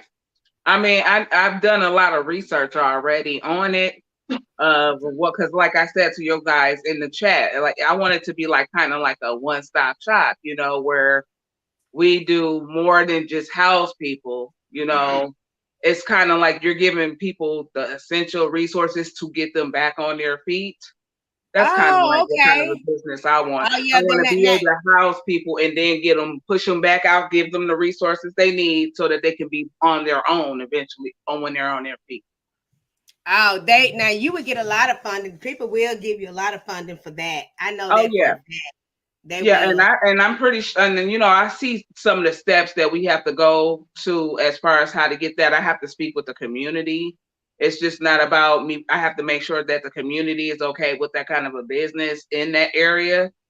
I have to also do Okay. some business classes. I do have to Oh, do okay. some, yeah, I have to apply for certain kind of loans because the kind of business that I want, it's going to be a big business. I want it to be like a big building because I want to be able to put people that is in need from on the street in my building, give them Okay. resources that they need so that they can be out on their own again. Because, things happen with people. But that's Yeah. just what I'm good at doing. That's what I do for a Okay. living. So, And that's a big thing that you want. That's huge. And yeah, and I believe I'm gonna believe that God is gonna do it for you because I like to see everybody prosper. I don't mind giving to people and helping them with their business. Thank you guys. I can't My see none of you son, guys' comments from my phone either, you guys. So I can't see what y'all saying. if I put it on the screen, can you see it? Yeah, I can see y'all. I can read them. Okay, let me put it on the screen. Let me see. Your lashes out. Okay, Shantae, I'm gonna try to get some. They were saying hey to my son. Let's see. Jay's asking, do you have something for eczema? Because I have it very bad. No, I don't, but I am trying to work on for the skincare. I will try to work on that. Mm-hmm. My son is something else, y'all. But thank y'all so much. I appreciate it. Thank y'all so much. And then, hello, my wonderful family, Jay's Reaction Son and Midnight Crew. Hello. And then Shante said, Miss Midnight. Mm-hmm. Hello, Okay. Shante. I caught up in my things. And Try said he looks like you, Jay. Well, okay, well, I guess so. But if you see his dad, he look more like him, though. And this Try. is such a good topic too, Jay. My husband's listening to him. He listening in with me on this topic tonight. Okay. As Well, I that's said, good. my husband is a minister as well. Oh, okay. Yeah, I remember you telling me that. Well, that's good. I'm glad that he listened to it and everything because we're losing our mans. We are. Through all this lust looking and all this stuff. If you knew how many phone calls I got I had to cancel these women literally was actually finna leave their husband until I had to say no. I said, the sanctified wife, sanctify the husband. I said, you got to pray. You got to pray for them and and make ask God to help them. Whatever that you don't like in a man, you have to pray. Say, Lord, I need you to help my husband to love me more. Whatever that situation is, you have to pray for that. And this is what I keep telling because it's our fault. And I'm gonna talk about me. It's my fault that I got with a worldly guy. We cannot blame these guys because this is what we choose. God didn't choose these people exactly. for us. Right. We make the choice. And we would have waited on God, we wouldn't have to go through what we're going through because they're going to be already ready and made. Right. So we have to give them a chance to come and get their self together, because this is what we choose. And this is what I keep telling them. You know, Right. we're choosing these guys because the Bible says be unequally yoked with the world. So we're choosing it. So we have to suffer for that. Right. We gotta, yeah, you gotta really look back at the people who you choose around you. Seriously. Yep. Like that's big. A lot of mistakes I've made them. I know I have. I've chose people who I knew wasn't no good for me in my life, and I've dealt with that. But over time, I learned from that. So that's something that I'm not going to deal with anymore. Neither do I have to in no way. You know, I'm married, but yeah, choices. Life is a bunch of choices, whether you make good ones or bad ones. And I feel like everybody's not probably going to make that right choice, but you can always learn from it. Yep, That's what you it's sure for. It's for you can. to learn from it. What make you a fool, in my opinion, is when you constantly see or you constantly allow someone to do you a certain kind of way, and you know it, and you know you need to change it, but you want to keep allowing it. That kind of this foolish behavior. But again, like I said, we've all been in that place before, where we've made a foolish mistake, where you can learn from something that you have done in your life, but you just don't want to keep constantly doing that, you know, and you don't want to make somebody your boyfriend forever. You don't want to make somebody your girlfriend forever. You want to ultimately end up as one. And you know, sometimes us married people, I mean, because I wouldn't want to break up a marriage either, but there's certain things that I don't agree that goes on in a marriage. And I'm gonna tell you one thing that's for sure is I'm not gonna ever tell a woman who's going to do anything domestic to stay in her marriage. If that's what's going on with her, I'm not in agreement with that. I wouldn't basically tell her to divorce, but you will have to depart from that if this is indeed your husband inflicting that kind of pain on you. He doesn't love you, because that kind of love not supposed to go on in your marriage. That's right. So I would not encourage nobody to stay around. Yeah, no, I wouldn't either, you know, because that's not of God anyway. But sometimes we get into things because we choose that. Yes, right, and that's your right. So if you end up with someone who you've already seen these kind of ways with, and you made this person somebody who you thought was going to change because you got married, I mean, that doesn't change nobody because you're marrying them. That doesn't change their ways. So yeah, watch who you deal with. It's about watching who we deal with. Seriously, we have to watch who we deal with and choose. Yeah, and I kind of feel like that if these men will gird up and fight the devil, they will have so much. God will bless these men so tremendously to the point that they would not even, the devil would be so mad to the point that the devil wouldn't know what to do. If they would be so strong in their mind, if they would be, you know what I'm saying? Like if a woman come up to them and try to, because I know how women pressure men and try to flunk around them, and you know, to do things knowing that the man married, they see the ring on the finger. That's the reason why that they got rings, because that symbolized that man is taken, he's married. Same Some thing of as a them just woman. don't care.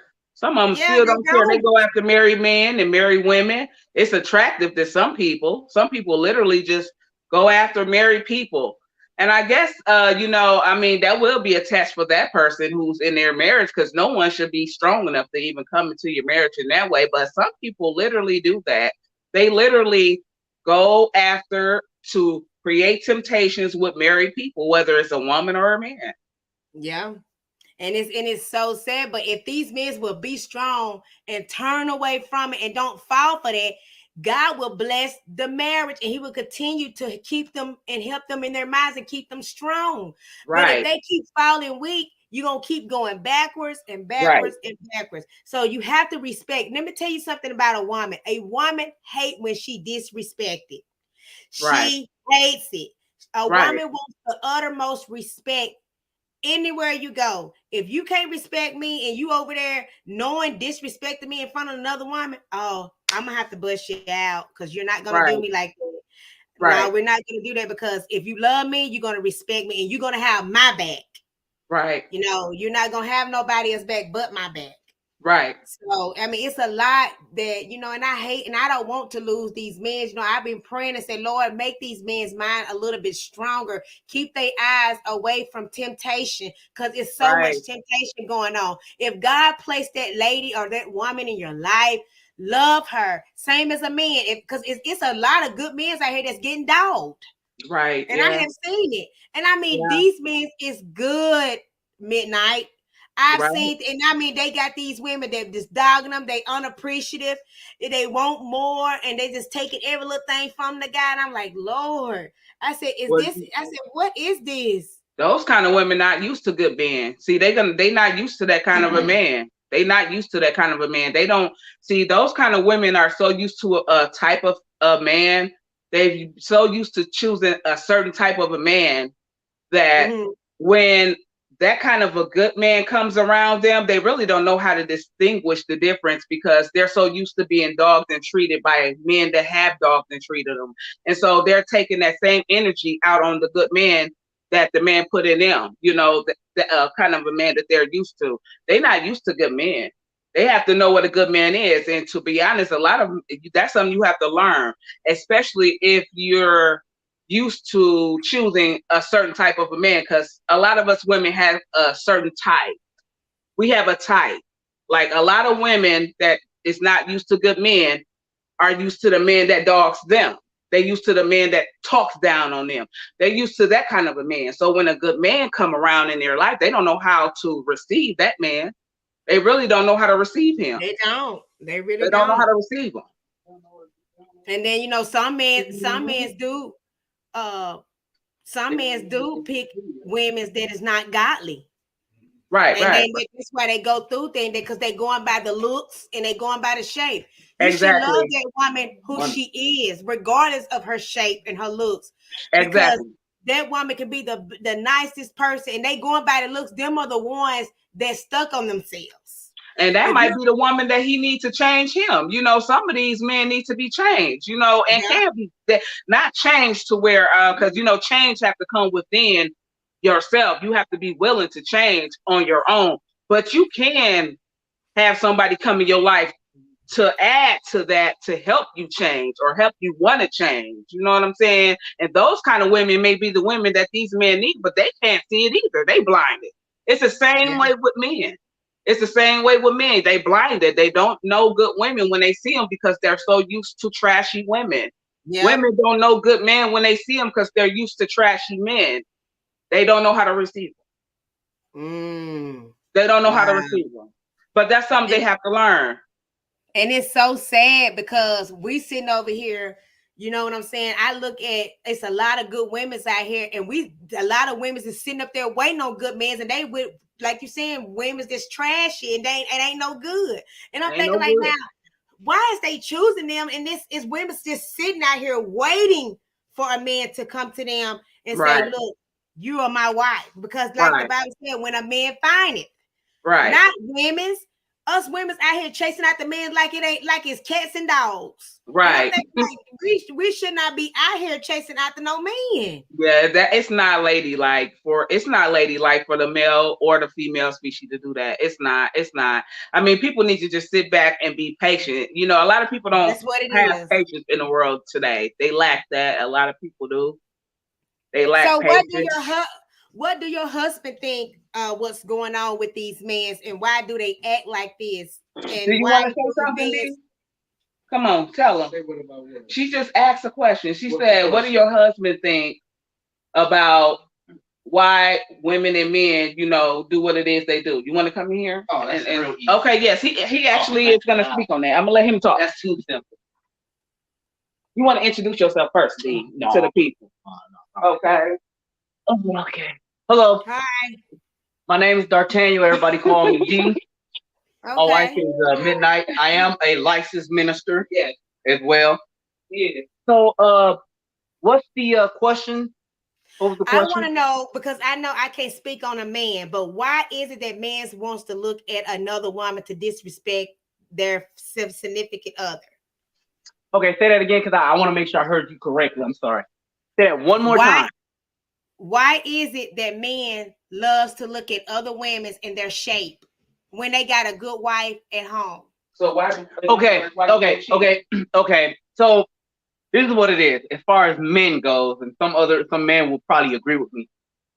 The way that God made us men in the first place is we go by what looks good, what's appealing first. That's automatic. That's what every male. We go by what we see.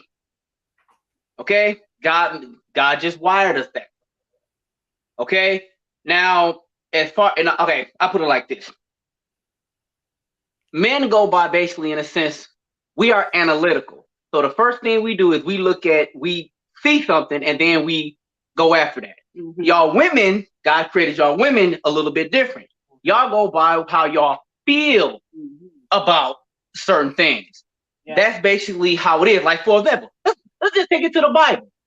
When Eve was tricked by the serpent, he put words into her head and she started feeling a certain way. So he said, did God really say that if you eat from the tree that you will surely die? He basically made it seem like God is keeping something from her. So she felt that, hey, God is probably keeping something from me. Let me eat the fruit. And that's exactly what she did. And then the Bible said, then she gave to her husband. Now, think about it. Her husband is just seeing the fruit. The snake didn't talk to the husband. The snake talked to the wife because he knew that the women, in order to get a woman, you try to get through her emotions. And that's why we got a lot of pimps and stuff like that. That's why a lot of men like to try to manipulate women and stuff like that. It's the devil has the same tricks. His tricks are not different. They're the same.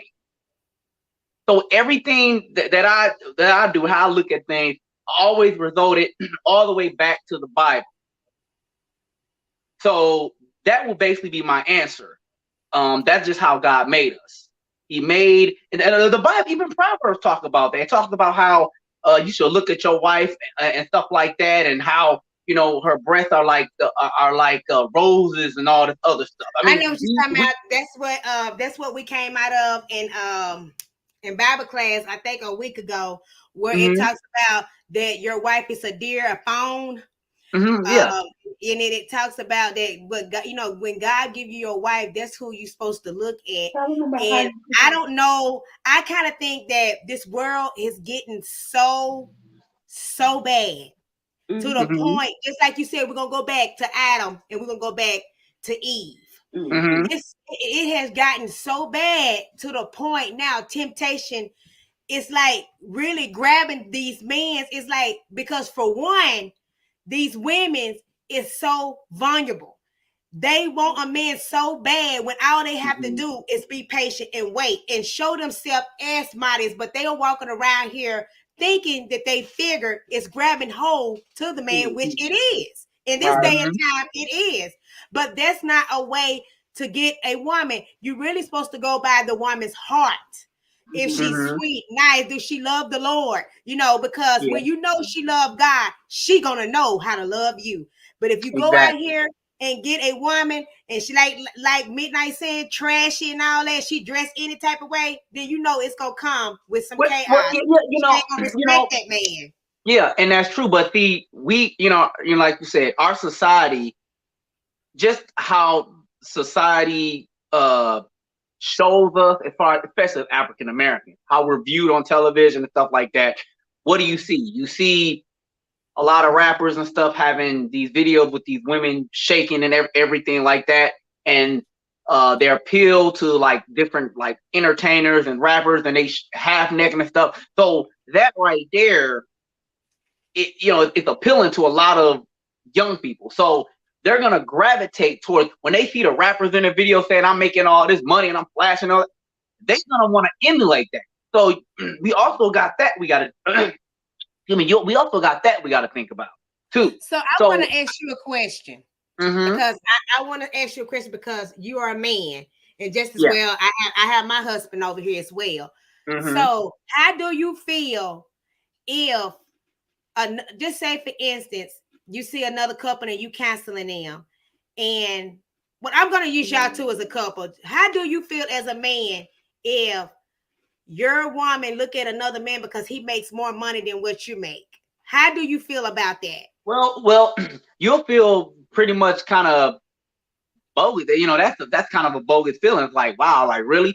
But see, that just goes back to what I said.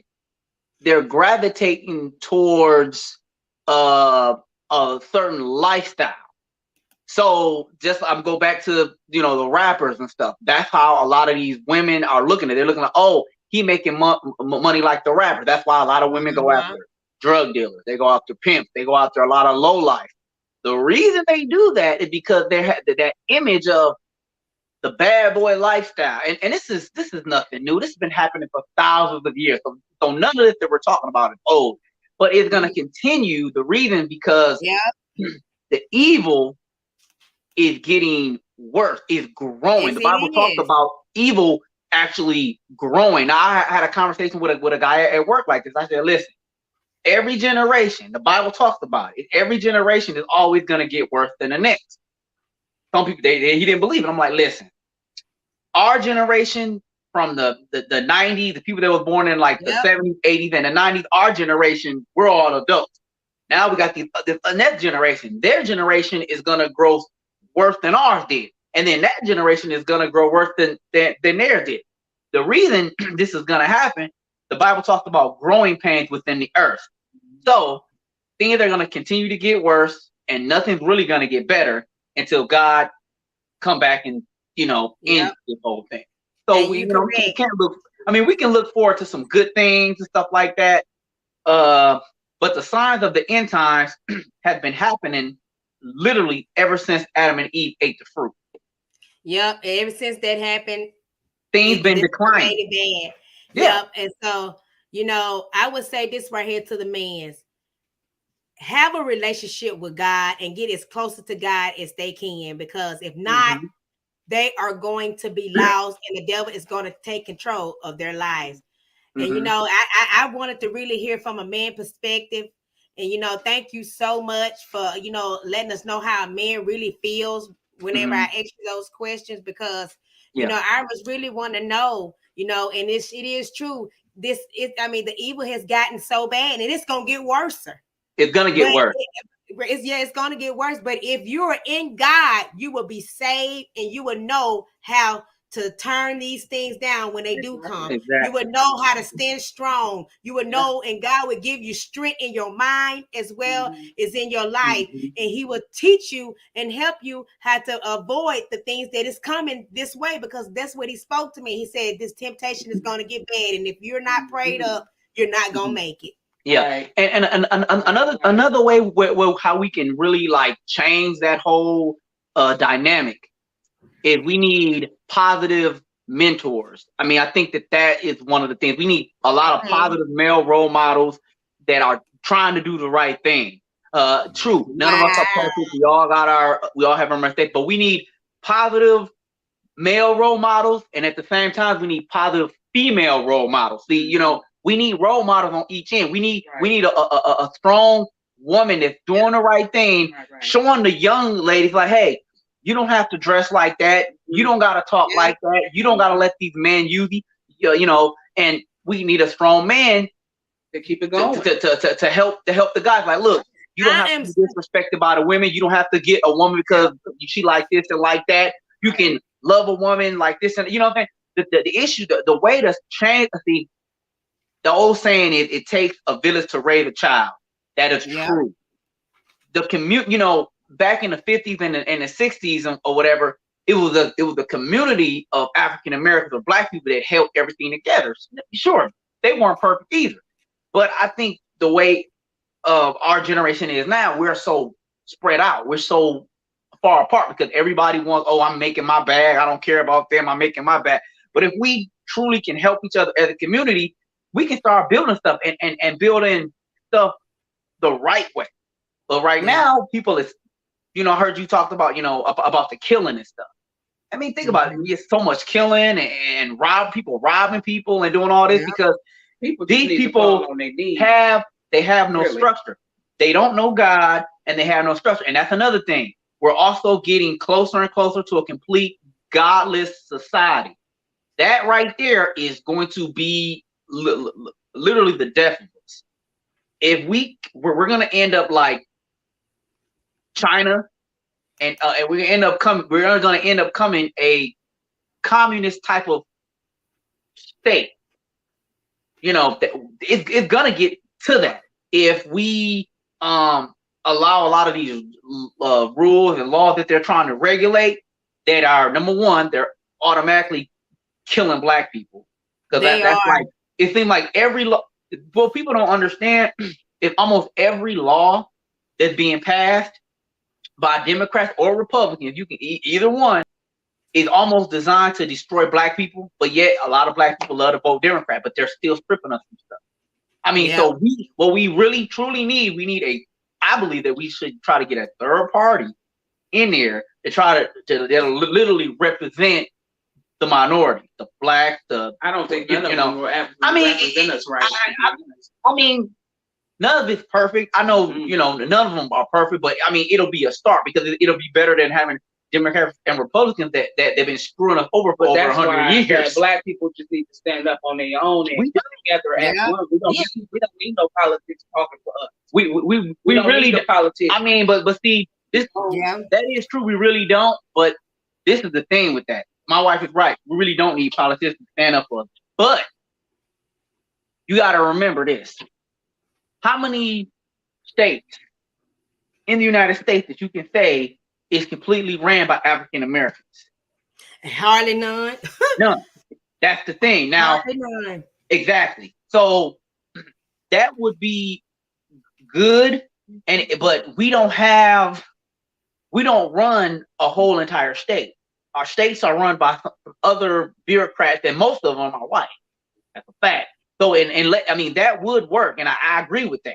But in order for that to even happen, we would literally have to have our own states, and be able to run it the way we would see fit. Other than that, not gonna work. It's gonna always be some politicians screwing us over.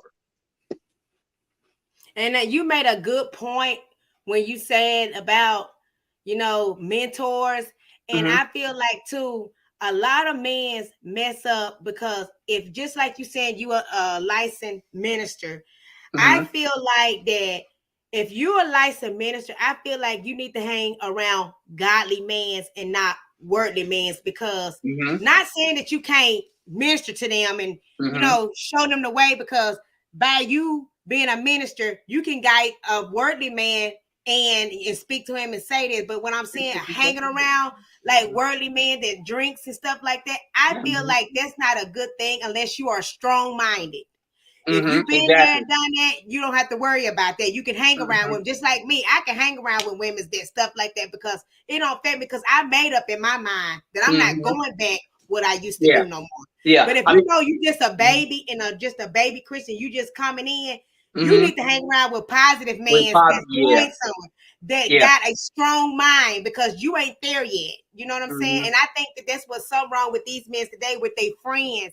They talking to them, well, man, you don't need to do this, and don't worry about, telling them negative things about their wives, and that goes for the wives. The wives talks to their women, tell them negative things about their husband and stuff. And I think that we as people, we need to hang around people that are strong-minded and that got wisdom.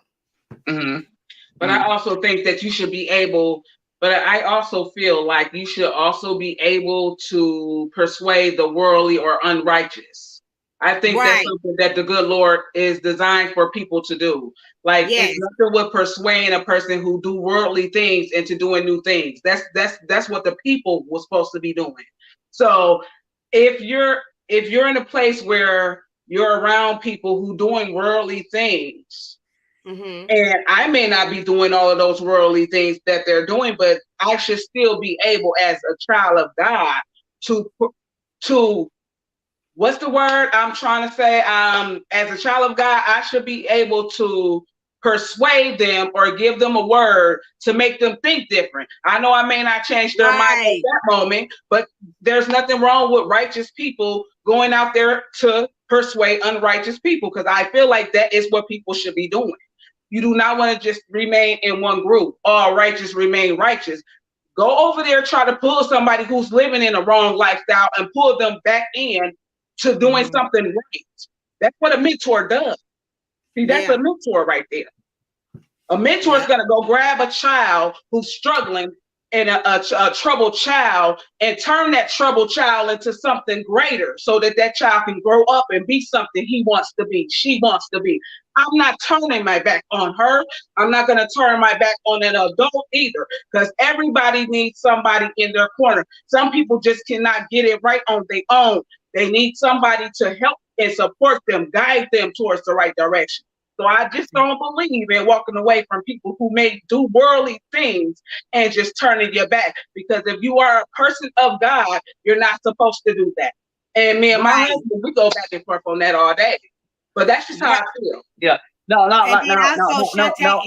Also, Shantae said the same. If you're married, what I was trying to say, if this is what Shantae said, the same is if you're married, hang around married couples and not single. Like if you want to go out, why are you hanging around with somebody single? You know they're gonna want to look at guys, or they want to talk, or they're gonna want to go hang out.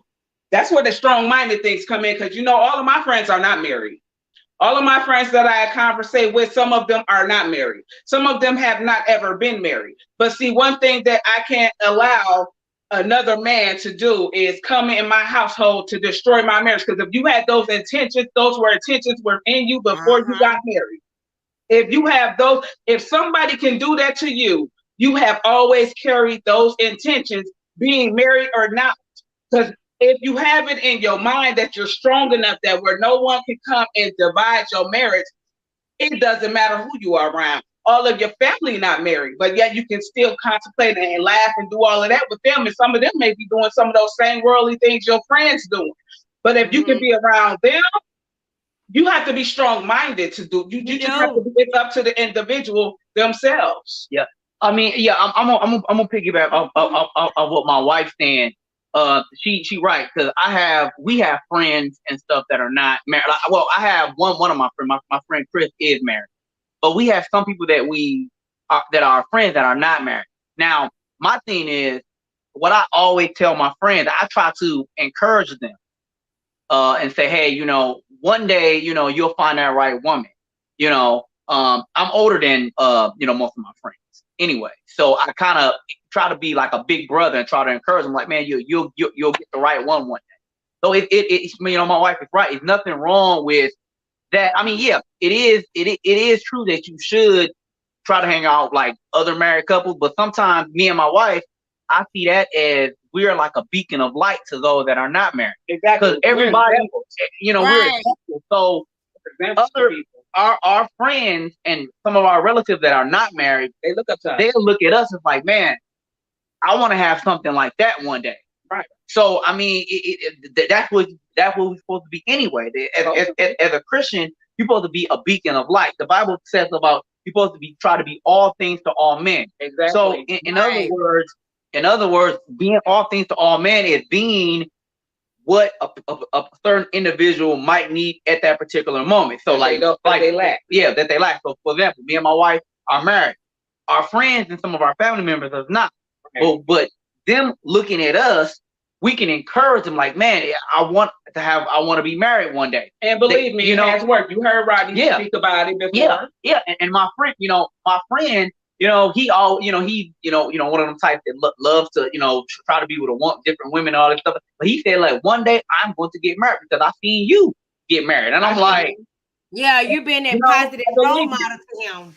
I believe you're being that positive role model to him.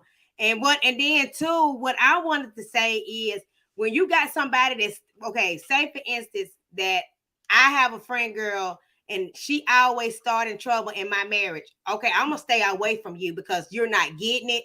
I can't allow you. That's when it come around to strong-minded. Now, if I was strong-minded, I would sit there and say, well, yeah, girl, let's go do this, to destroy my marriage. But just like Midnight was saying, you have to be strong-minded to know if you can deal with that situation. If I know I can deal with it, I give her a chance and say, look, you're not going to keep disrespecting my marriage. If you can't respect it, I'm going to have to get away from you. you know, Oh but yeah, I'm yeah, here to Right. help Now, you yeah, to somebody show like you that the should be light cut of what off. I'm trying to do. So that's Right. you yeah, know That's a cut that's off what I'm person there. yeah. right. So that's what I'm saying. And also, I think Shantae was saying too as well. The third eyesight voice is dangerous. If you single, stay out of married folks' business. Meaning that what she was trying to say, you know, a lot of single folks always try to stay in married couple bit, and they have never experienced that, so they can't tell us nothing. In my opinion, I feel like married people they don't even have an opinion in my marriage. I'm not going to even allow you to have an opinion in my marriage if you're married. Because I Yeah. feel like this, you're supposed to keep your marriage and what you go through in your marriage is between God, your husband, and the wife. It's not even for other married people to have an opinion. Because if you're saying that you don't want no one in your marriage to have an opinion, that includes other people. The marriage should be handled within the two people that's dealing with that marriage, which is That's husband and right. wife, and God Himself. You don't even want to allow your children to be a part of what's going on in your marriage. You know, I'll say this. Hey DNT and family and bias, welcome to the channel. I'm sorry about that. Go ahead. Yeah, I'll say this. I don't want no one in our marriage. I'll say this. Now, it's two sides in my opinion. Paul, you know, the Apostle Paul spoke a lot about marriage. He probably said some of the best stuff about marriage, and the man was not married at all. So with that being said, I guess it's about perspective. Now, if a single person tells me, let's say me and my wife, you know, I'm having an issue, right? And he tells me a bit of advice to try to build my marriage up to make it better, that's completely okay. That's giving advice. It's just giving advice. Right. There's nothing wrong with that. That's different. You know, but that's what Paul is doing. Paul was giving advice to help married couples to stay married. Right. That's completely okay. But what's not okay is for an individual to try to come in and to, you know, try to separate the couple. So they're whispering in the wife ear about the husband, and they trying to do whatever they can to try to break y'all up. That is not okay. But so see, that would be the husband or the wife fault for exactly allowing that. Exactly. So I wanted to ask you and Midnight Crew a question. Okay. And I want to see how y'all gonna handle it. So I want to ask you a question because this is something a question that was asked and that somebody was wanting to know. Mm-hmm. Okay, say for you, if your family member got disrespected with your wife, how would you handle that? Okay. First of all, the thing is, I'll be like, look, number one, you need to not talk about my wife, or it depends on what did they do. Did they say something? Did they try to do something? So it all depends on what they did. Okay, so because that would have to be. Say for instance, if one of your aunties is talking to you to try to mess up your marriage and keep disrespecting her, how would you react and feel? And if she disrespect your wife and try to start a fight, what would you do to jump into the situation? Okay. So now we're talking. So the first thing I'll do is I'll talk to my auntie and I say, look, you know, that's my wife. I love her. We might have our problems, but I still love her. The second thing I'll do if she tries to get like real irritated or aggravated, the next thing is to try to literally try to pull her to the side, and then the next thing is to completely cut her off. I mean, it's really nothing that you can do.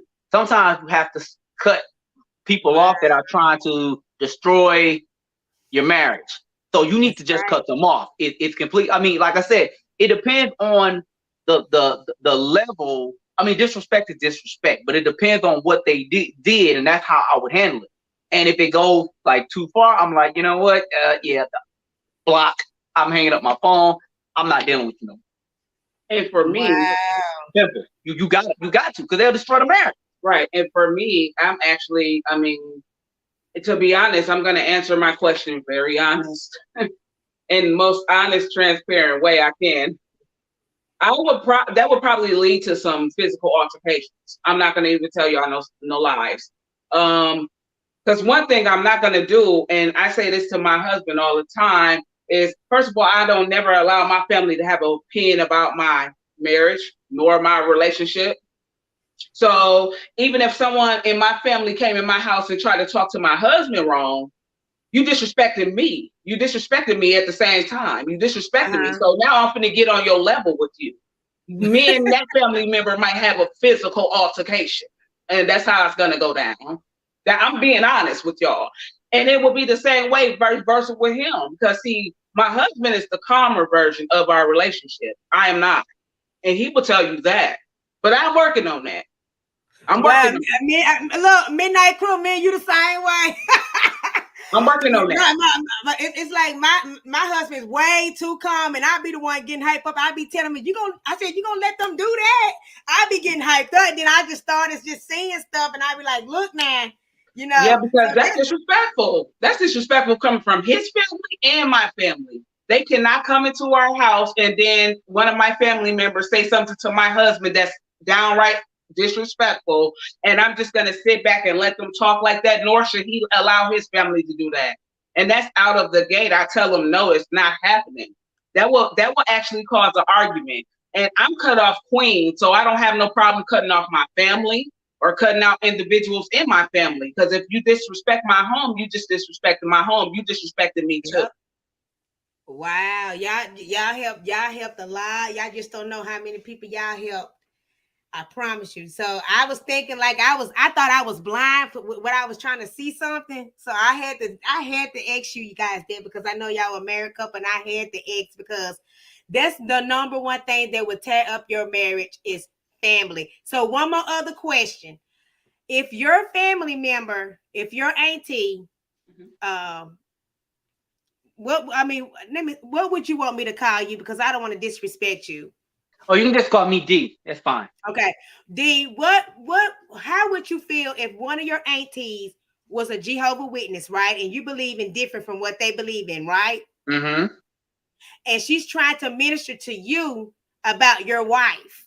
But in the same time of her ministering, Midnight steps in and say, look, I'm not going to get started with you today.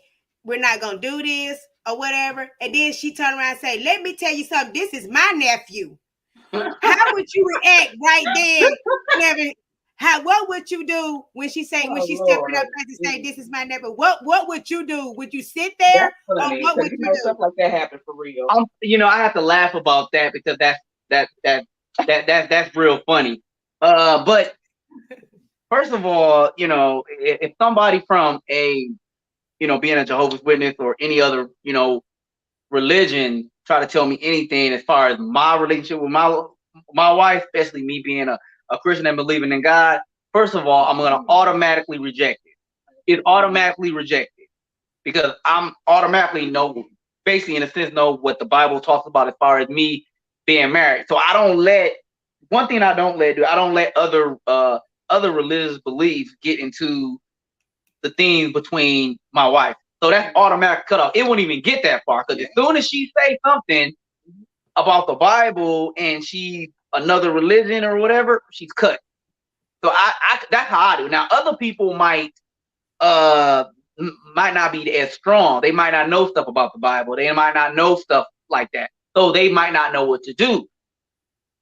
But since I know stuff about the Bible and I studied the Bible for like years, even before I became a minister, I studied it. So it'll be easier for me to cut it off. See, this is one thing too. It's a book called The Art of War. If you haven't heard about it, I have. It's a book called The Art of War by Sun Tzu. And one of the first things it talks about, it says, know your enemy as you know yourself, and in 100 battles you will never lose. So that's what we have to get at. You have to know who your enemy is. And some people don't know the Bible, so they don't know who their enemy is. The Bible makes it clear on who the enemy is. The enemy is the devil. And of course, the devil gets inside people and has people do crazy stuff. So I already know that, hey, this woman, my auntie or whoever this person is trying to come between me and my wife. So automatically I know that the devil is trying to destroy my marriage. So what I gotta do is I gotta hit him with the Bible, hit him with the word, and then number two, if I have to, cut ties with them. Well, see, I'm gonna say, in a sense, though, you know, if it was me, a family member was practicing a different religion, and it was different than mine, I wouldn't say that I would cut that family member off because of what they practice, because a lot of us do not practice the same religion. So I do understand that fact. A lot of people don't believe the same way I believe, but what they would not be able to do is put that persuasive belief on me about their religion, because I'm strong, standing strong in my religion. So you will not be able to persuade me to feel the way you believe, how you believe, who you worship, because I know who I believe in, who I worship, who I trust in. I will be able to listen to them, but they would never be able to persuade me into thinking different. So I wouldn't cut nobody off in that sense, because all of us do not practice the same religion. You know, a lot of people do not believe the same. And that's just real facts. A lot of us don't believe the same. And I don't mind listening to people who believe different than I do. But if you're strong in your religion and how you believe, no one else will be able to turn you from how you believe, no matter what thing they believe in. You know, so they won't be strong enough to persuade me to believe that way, because I know I stand strong in how I believe and who I trust in. So Midnight, I want to ask you, the question was, if his auntie stepped up to you and try to tell you, okay, if you tell his auntie, okay, no, this is not the word, this is not what God say, and she step up to you and say, this is my nephew and I can say what I want to say, you in my house, how would you handle her? Well, you know what? I would probably have to dismiss myself from her house, because I know I'm going to get disrespectful probably. Most likely I'm going to get very disrespectful, because first of all, okay, I will let her know that's fine. You can, if you are Jehovah's Witness and this is how you believe, that's fine.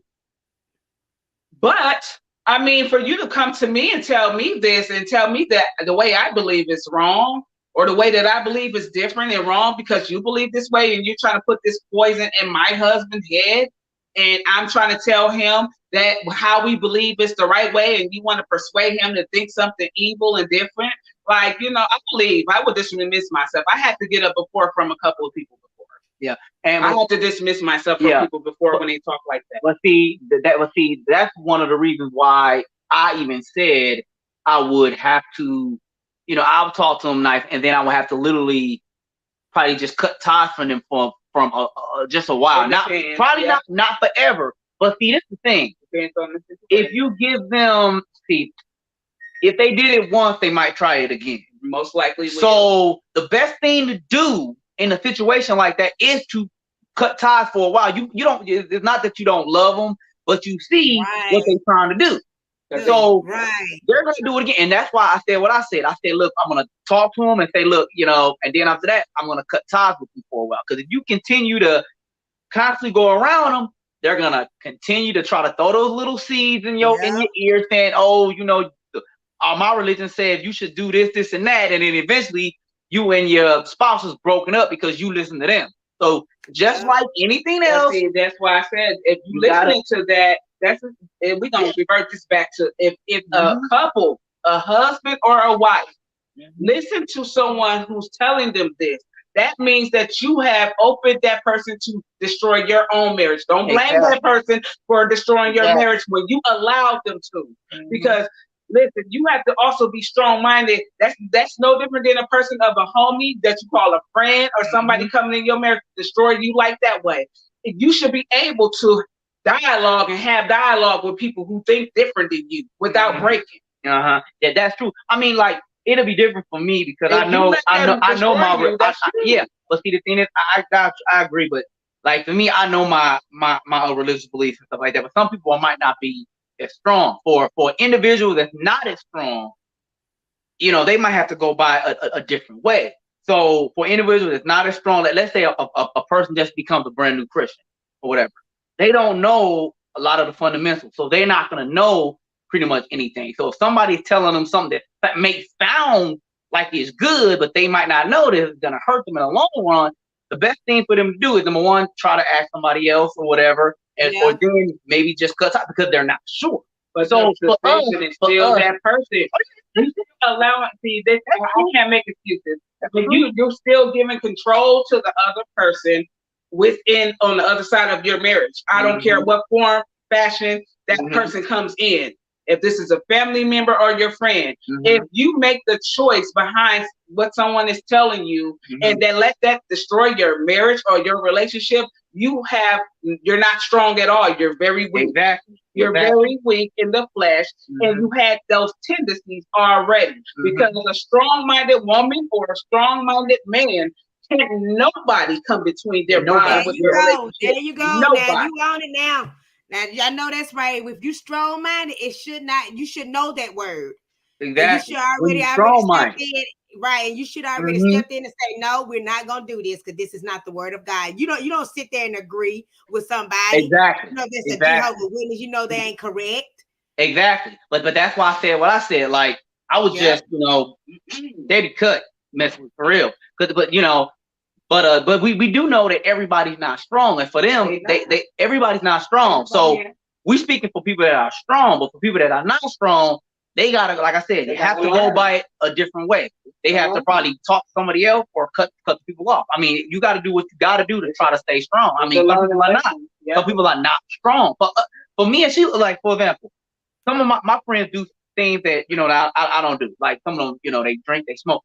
I don't do that, and I'm strong enough to be around it. And like, look, I'm not doing that. And he never cracks it. And I don't crack. Never cracks it. And even when they jokingly do this for them, saying, "Hey, D, take a drink for your wife's birthday," or "Hey, take a drink because your wife graduated. Take a drink." My husband do not crack. I don't crack. He does not crack. See, like I said, I'm older than them, and one thing that they don't remember. Before I became a Christian, before I even gave my life to God, I used to do the stuff that they did. So I've been there and done that. So they're trying to influence me. Oh, smoke this and drink that. I'm like, dude, I did that. I did that before y'all. Y'all trying to influence me, and I was doing that before you guys did. Before I really gave my life to God, I was doing stuff too. So they don't think that way. They're not thinking like that. Oh man, you need to get with the program. Like, dude, you should have. I've been with the program. They joke. They don't really I know they're joking, but I'm just saying in my mind, like, I did that stuff before. I don't have to go back and regurgitate my life to going back to that. And you don't have to be doing those things to have fun. Exactly. You don't got to drink and smoke to have fun and all this. We always have something going on with, because his friends is my friends, and my friends is his friends. We're married. Yeah, that's how we do it. We share each other's friends. So we're either going to their house, they're at our house. We're always doing something together. Yeah. But like I said, like for me, it's all about you making a decision. And I made a decision years ago that I was not gonna smoke anymore. I'm not gonna try no type of liquor or anything. Like I'm nothing. And no, I don't care who's doing it. It can be a million people around trying to do it. I'm gonna be the odd one out because I'm not doing it. I don't care how much they try to push it to my mouth. Not happening. He's not going. So I'm not going. You're not gonna convince me to go. You're not gonna try to tempt me. You're not gonna pay me enough money. But number one, in my mind, I'm not gonna put anything in my lungs to destroy it, and I'm not gonna put any liquor in my lungs to destroy like my liver or anything like that. I didn't have people in my family that died because of that stuff. Uncles drunk their liver to the point where they was gone. I done had people smoke to the point where they lungs. I mean, like I said, everybody has do what they want to do. It's just from my experience, I don't want to do it. Now I don't want to. I mean, other people can do what they want, but me, how I looked at it, I won't do it. That's for my husband. That's him. That's his perspective. That's me. But see, my perspective on that is I'm a smoker. So, and that's something I struggle with. That's my addiction. You got to understand, even though you're struggling and that's your addiction, you got to get there how God got me there. I mean, when God made up in my mind that I say, okay, I'm going to leave this weed exactly. alone. You see what you just said, though? You see what you just said, though? You just said it. You said when God made it up in your mind, you was ready. I'm not. Right. I do have to be mentally ready. That's something If that you're you gotta not be ready, mentally ready if for. you're not ready, you're not gonna leave that stuff alone because you're gonna keep on, and can't nobody force you to stop. You gotta have a willing heart on your own to quit. That's right. And that's And what I did. When Right. I made up in my mind, I said I wasn't going back to that no more. I wasn't drinking no more. I wasn't smoking no more. I wasn't finna do none of that. I made up in my mind. I said, okay, God, I surrender. And when I surrender, I can be around people that does that. It don't even bother me no more because I'm stronger than you me. were ready. You were ready. Yeah. And see, I have to get to that and place. I was ready. I cut down a lot of smoking, but I'm not stopping yet. And the reason why I haven't stopped yet is because mentally in my mind, if I told myself I stop smoking tomorrow, I'm lying. I'm lying to my whole self because mentally I'm not there yet. You know, I have to figure out what can I do to accommodate the smoking. What can I do? Well, this is just my I have to encouragement find and advice something. that I can give to you. I mean, your husband can continue to pray as well as you. If you really want to, if you really want to, you just ask God, say, Lord, take this from my mouth. I don't want to have this taste of this no more. And if you keep saying it every day, then you'll see yourself gradually leaving it alone. Because I remember when I told this other person to do this, and she kept on doing it for a while, and then she said one day she put that cigarette in her mouth, and she said it was a nasty taste, and she said she didn't want to do it no more. I heard a lot of I heard some stories like that too, because God, but like I said, she is already gradually doing that, not like completely, but she's not doing it as much. Like as far as me, she she used to be bad. Yeah, she used to be bad, but now she cut down, and which is a blessing, and she will get there. I really believe she get there. I believe I will too, but just like any addiction, it's difficult. It can be tough. Yeah, she'll get there. She'll get there. Get there. I am praying. That's the thing. I am praying for her. I'm praying for her. I am praying for her because I do really want her to eventually stop completely. But I know that it is going to be, between her and God, really having to take that. That's a stronghold. So God has to take that stronghold from her, right? Because that's one thing that it's hard. Yeah, that is hard. She'll get there one day at a time, because I do know when my husband used to do the things he did, I prayed for him, and I said, baby, he would always ask me, can I said, don't ask me that. I said, that's you. I said, if that's what you want to do, I don't have anything to do with that. But in my mind and my heart, I knew he was struggling. I was like, Lord, I said, my husband is struggling. I need you to help him. I said, every time he think that he wants to quit, I said, God, you step in and intervene and do it for him. I used to always say that prayer. And when I did that, he didn't have the desire for it anymore. He just automatically quit. So, but she will get there eventually. Eventually I will. Yeah, but I believe that I will too. If I was able to let go of the amount of smoking I did, if I look back years ago, the amount of smoking that I used to do then, and then I look at the amount of smoking that I do now, that's really a cutback. That's good. That's really a cutback. And then that's a big step. Right. As sad as it is to say this too, I cut out drinking sodas cold turkey because something really happened that scared me, right? So I had to stop drinking soda because I got scared of something that it did to my kidneys. Now, if I had a scare, that might, just like I let that soda go, that might be the thing to let it go real quick for me to let it go. But I don't really be wishing nothing like that on me. But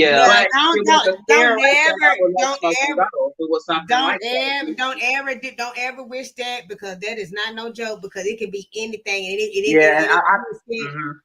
I wouldn't want that. And that's the thing too, because I don't want it to get to that point, where she finds something is wrong or whatever, and then it's like, oh my God, like, wow, now it's like, now you got to do all this, going to all these doctor visits, and I don't want it to get that far.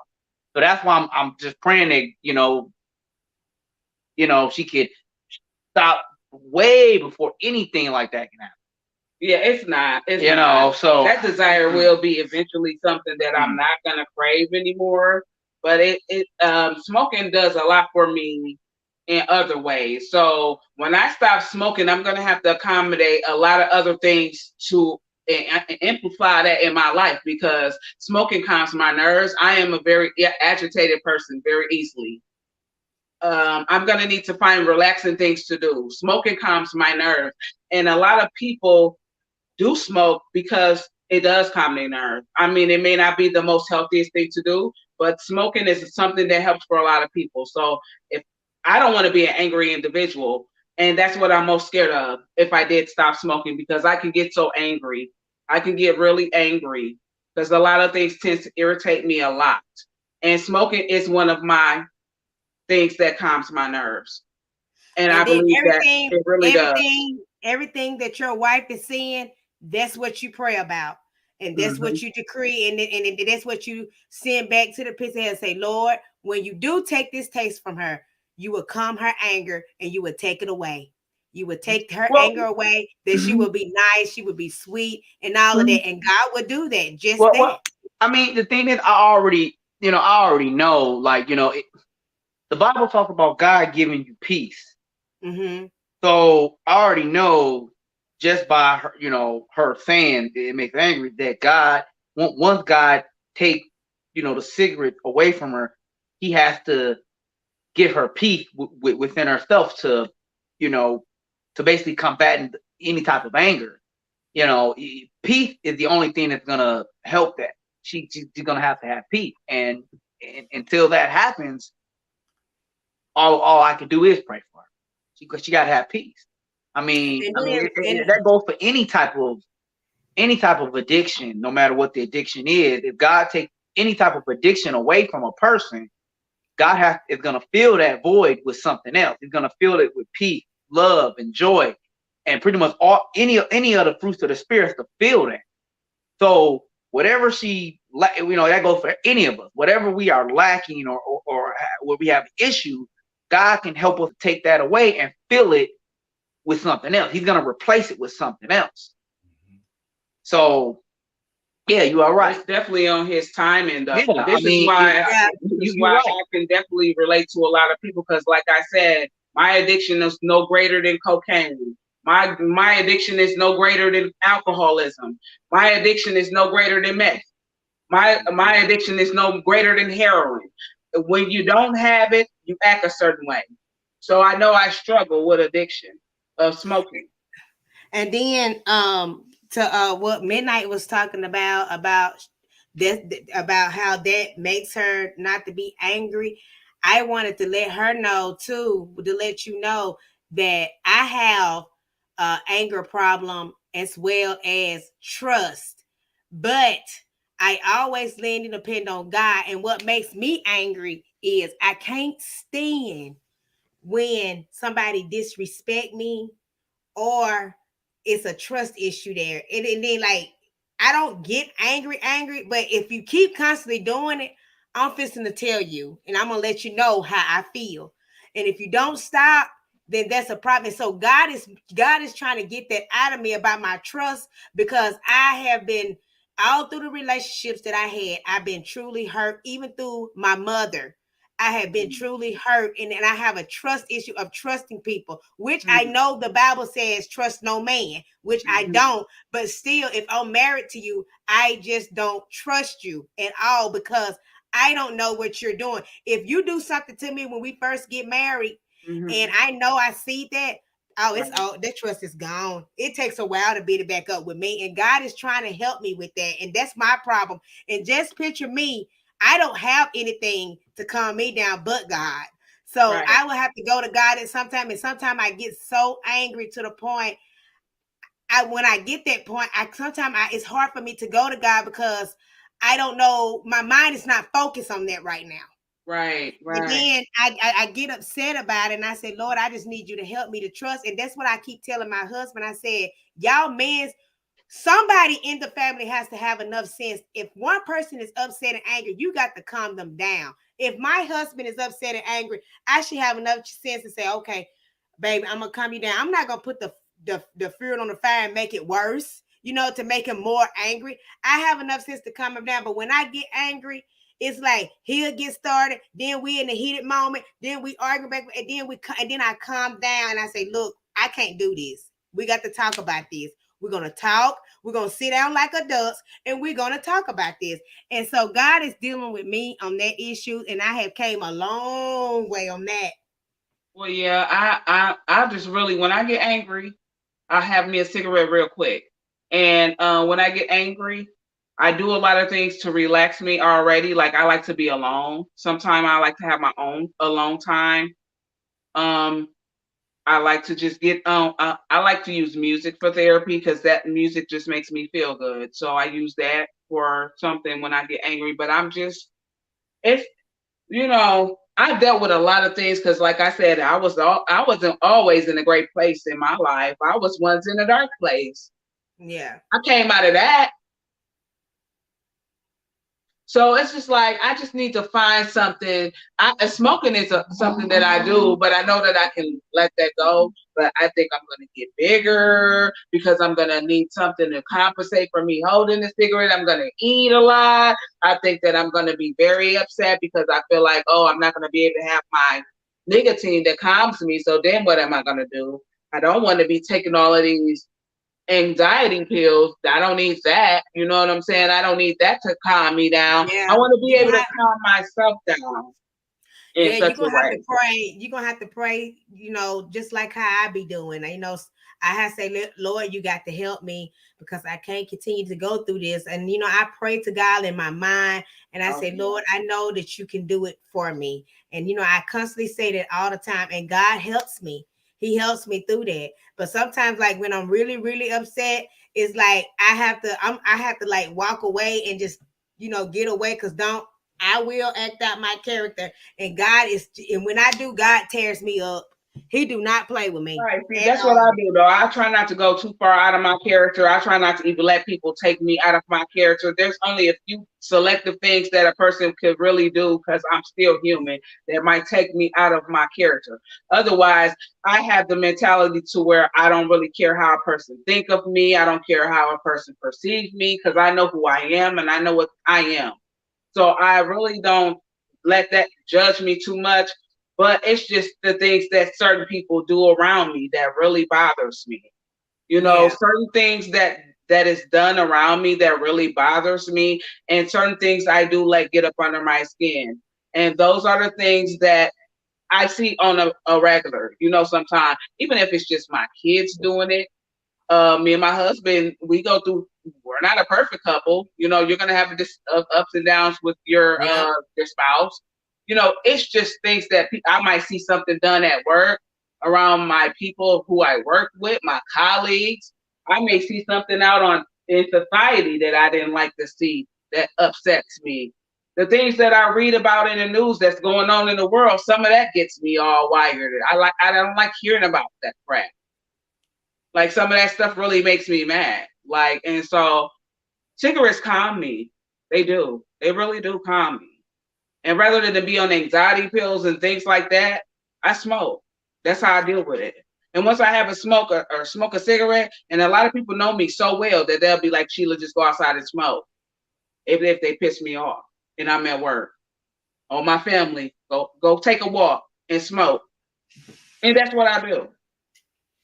So I'm gonna have to find other ways to compensate for that because like I said, I already know me. I know that if I stopped smoking and I didn't have something to compensate that it would probably make me a very angrier individual if I let my anger show that way.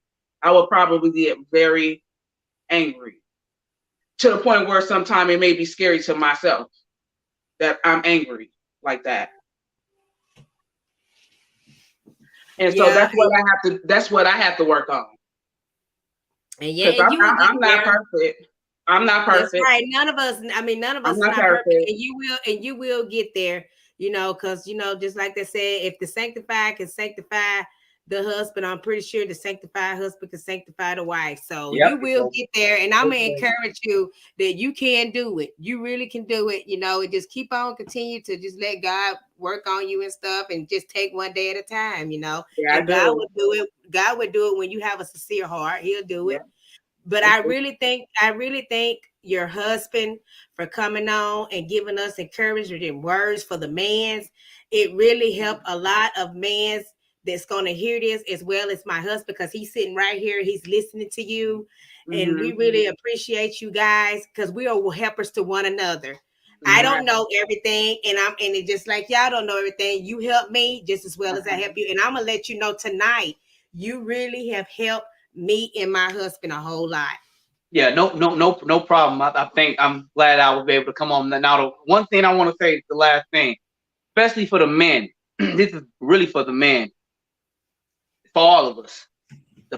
The Bible says that if you want to lead or if you want to rule, the number one thing to do is to honor God.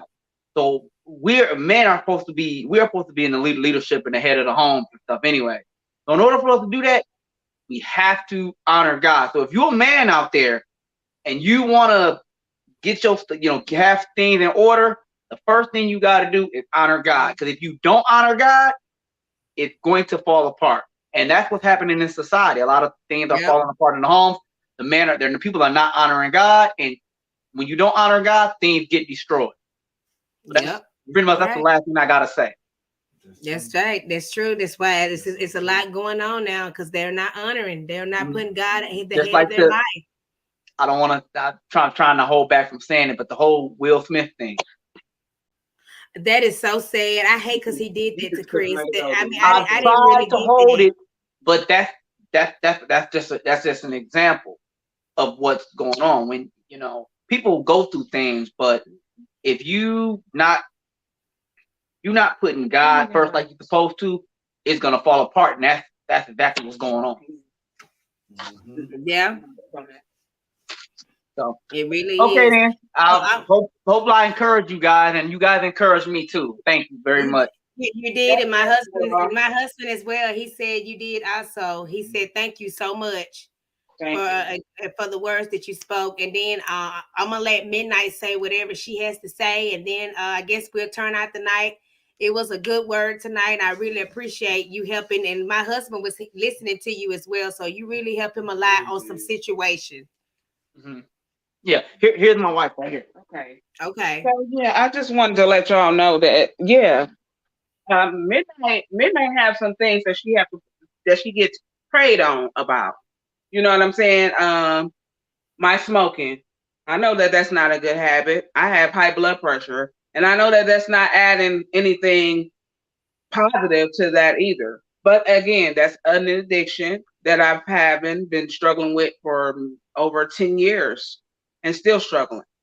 So I have to pray about that. And when I'm ready, I just feel like I'm not there, mentally. I'm not there yet.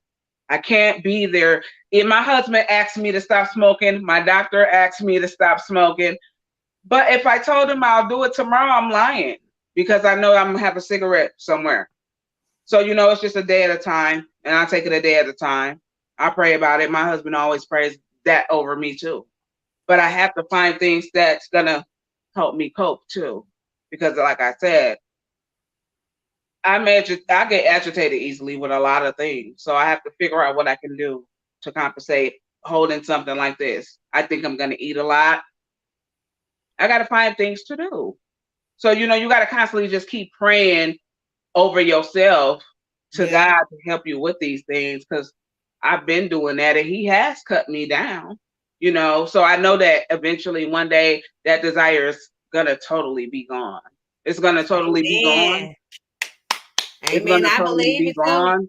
It is. Keep speaking it, honey. I believe it, and you would get there, because I have counseled a lot of people. I'm not going to beat nobody up for what they do, but I encourage them, to pray and ask God to help them, and he will. And just like you said, you have to have a willing mind. I mean, if you're not willing to quit, it's just a waste of time. It is. It's a waste of time. No matter. Keep bothering them, worrying them. Just leave them alone. But it's because God will put them in that place now if he want to. but you don't want God to do that. But it's gonna come a time that I really believe that eventually it's gonna slowly to after you see yourself, you won't even see yourself doing it no more. So I really believe that. Right. And I just ask everybody to pray for me on that. I ask everybody to pray for me on that, because that's something that I can, that's something that I need a little prayer with, is stop smoking. Hey, I would love to stop smoking. You know how much money I would save with stop smoking? Wow, I know. Yeah, that's something that I'm trying to do. I'm already great at saving money, but just think about how much more money I could save if I wasn't buying cigarettes. You know what I'm saying? So that's something that I'm going to work on. I'm working on that totally.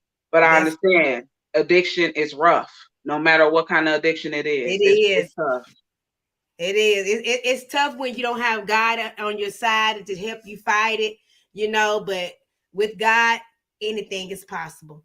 Anything. And you're right. That's right. I keep that in mind.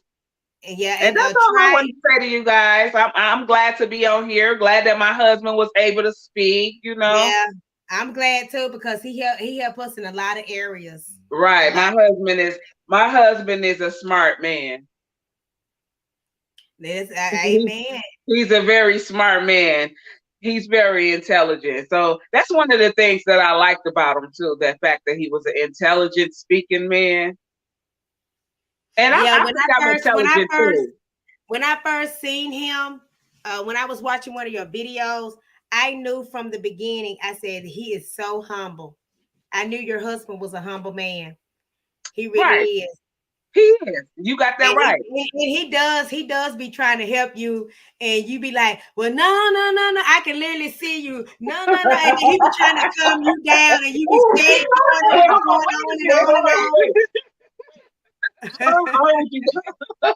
Listen, thank you for saying that. I be trying to tell her this all the time. Thank you so much. Like she said, I'm the more calm one. And she, and she's not as calm as I am. No. But, at the same time, I be trying to tell her like, he truly loves you now. I can see your heart. You really, truly love your wife. And even though you do go through things, every man goes through things, but you truly love your wife and you really respect her a lot. Does. And I wanted to say to you, Midnight, you gonna what was the word I was gonna say? Appreciate him. I do. I totally do appreciate him. Yes, I do. He truly loves you. Even though sometimes you can't get on his nerve, but he takes it. He handle it in a way. I can't really figure out what way he handle it, but it's a lot. Like it takes a lot to handle you with your anger. I'm telling you, I know what I'm seeing now. It takes a lot. And he's the man to do it. He is the man, and he knows how to do it. I promise you, God knows what he's doing when he puts somebody together. Hey, he knows how to handle it, though. He knows how to deal with you. Hey, y'all need to hang out more. He knows how to deal with that. Yeah. He knows how to deal with that. Now, I never really seen my husband angry. My husband seen me. I would say my husband hadn't seen me to the point where I think it's scary for me to get that angry. But I know I've been there in my life before to the point, how you get so angry to where you don't want to hit that level of anger because it's almost dangerous. You don't want to get there. You know what I'm saying? Now, I've been there before. I don't allow nobody to get me there, but I have been there in my life. Now, I would never, ever get too angry to where I'm calling my husband vulgar names and cussing him out. I might yell and tell him how I'm feeling if I'm not feeling something that has been done, and he listens. But I don't ever disrespect him in that manner where I'm cussing at him, calling him names, or I would never get that pissed to where I'm gonna put my hands on my husband. At that point in time, that's why I said I like to be in my space. And when my husband sees that I am agitated, he gives me my space because he knows that that's what I like. So just give me my space, Eventually, I'll come to a calm down where I'll be able to talk. But when I'm angry, I like for my kids to give me my time. I like for everybody to give me my time. I need my time so I can wind down if I get angry. But my husband handles that well. Trust me. He does things to make me angry. Sometimes I think he does it purposely. He really did just tell me that he does that purposely today. Aw. He said he likes to see me mad. But he don't. I really believe he truly, truly loves you, and I feel like that God put the right person in your life because he can handle your anger. Well, he knows. And I tell everybody that me and my husband actually balance each other out, because although my husband is very passive and humble, he's also got that streak of anger in him as well. Yeah. He's also got it in him. And sometimes I have to humble him too, so if we just balance each other out, me and my husband been cross paths years ago. I didn't see that my husband was supposed to be my husband then. Me and my husband been knowing each other as friends for over 10 plus years. Ooh, that's a long before we even got married. Wow. I didn't want to take that chance on my husband then because I was blinded by other things in life. Other guys. A certain type. Remember we were talking about a type of guy? Street guys that were no good for her, and she still ended up with me. Yeah, exactly. I was into a no good man. That was my type of a man that I always chose. That's why I've been through and been there and done that with men. And it was my poor choice of dealing with that kind of a man. But I kept my husband around all the time as a friend. And I've always said, whoever he ends up with, she's going to be lucky, whoever he ends up with marrying. Because he was always a good friend. And I know that if he could be as good as a friend to me as he was, he's going to be an awesome husband. So I never questioned that. I am so glad that you seen that who he was, because if you wouldn't never seen it, you would have missed it. Right, I would have missed it. And I want to say something else too. I got to say something else. I'm glad she said that. Sometimes it happens. I know it happens a lot, because she basically kept me in a friend zone. There's another thing. I want to say this to the women. Sometimes that guy that is the quote unquote nice guy that you're keeping in the friend zone is the best guy for you. Right. Sometimes, y'all. But a lot of these women get with the guys that don't care about them, won't do nothing for them, but the women are still running after them. But y'all would disregard the good guy like she did me. I didn't disregard him. So, he was still a friend. I filmed that bit because she knew I liked her, so I did get disregarded. But look, I got disregarded, but look, it don't matter though, because I still got it. That's right, he still got you, Midnight. He still got you.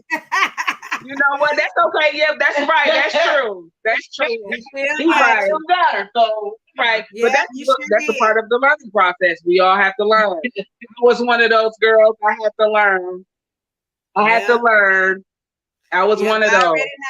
I already know, but I'm so glad that, I love to see married couples in love, and I love them to see them, get together, doing all type of things. But I'm going to call you, and I'm going to talk with you and your boyfriend. I'll talk with you probably tomorrow on that question that you was asking me. I'll talk to you guys tomorrow. But Midnight, y'all really made my night tonight. You and your husband. Y'all, I was just sitting over here just laughing. I said, look at them love birds. I said, y'all truly love each other. Y'all really do. Yeah, I know. Yeah, my husband is definitely a man that I definitely see all of the appreciation in him. We two of a kind. We both been through things with different people in our lives where he been with some of the slumpiest women. They've walked over his heart. I've been with some of the slumpiest men that walked over me because they seen that I was kind-hearted and I was being naive. And so I had to learn. But I definitely know what kind of heart my husband has. And I definitely know what kind of heart I have. So we're just two of a kind, and that's it. Wow. Yeah, we're gonna have to get on and do it again and do another topic. But I want to come over to your channel and do it. Oh, okay, that's fine. Yep, and I told my husband he don't like to be on my channel that much, but he just don't know how many people he helped. Right. That's what I'm telling him. He needs to do that. He needs to do that. You don't never know how many people you touched tonight. So yeah, he's gonna be over there on that channel with me. Look at him. Tell him thanks a lot. Thanks a lot. He don't want to be on there, but he needs to just do it, because my husband is very wise. Like he's very wise with a lot of good. That's good. That is really good. So It's you been guys, an enjoyment, you guys. yeah. And so with that being said, you know, if Midnight doesn't have anything else to say, if her husband don't have anything else, I don't have anything. I see if she have anything. If not, we'll tune out. Y'all go join her channel. It's Midnight Crew. Midnight Crew. Let me put her name up there.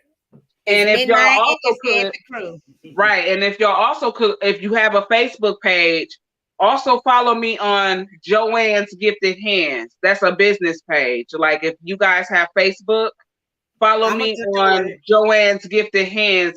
That's my business page over there. What I do is a lot, because cooking is something else that I love, that I'm great at. I'm gonna go over there to Facebook and I'm gonna join it because I forgot about that. I do a lot of things over there. You want to catch some cooking over there? I like to go live on Facebook on my personal page. I do spend more time over there. And so that's why I created that page over there. And go follow that page. Just follow, like, and share that stuff over there. Y'all gonna see it's Joanne. That's my mother's name. My mother's deceased. So it's called Joanne Gifted Hands. I call it that because my mom was an awesome cook. And so I just took after her. You know? And that's it, y'all. Y'all have a good night. And and thank you, D&T, for joining in. I see you in the comments. But with that being said, you guys, thank you, Midnight, for coming on. And until next time, you guys, I see you guys later. Bye-bye, y'all. Bye-bye.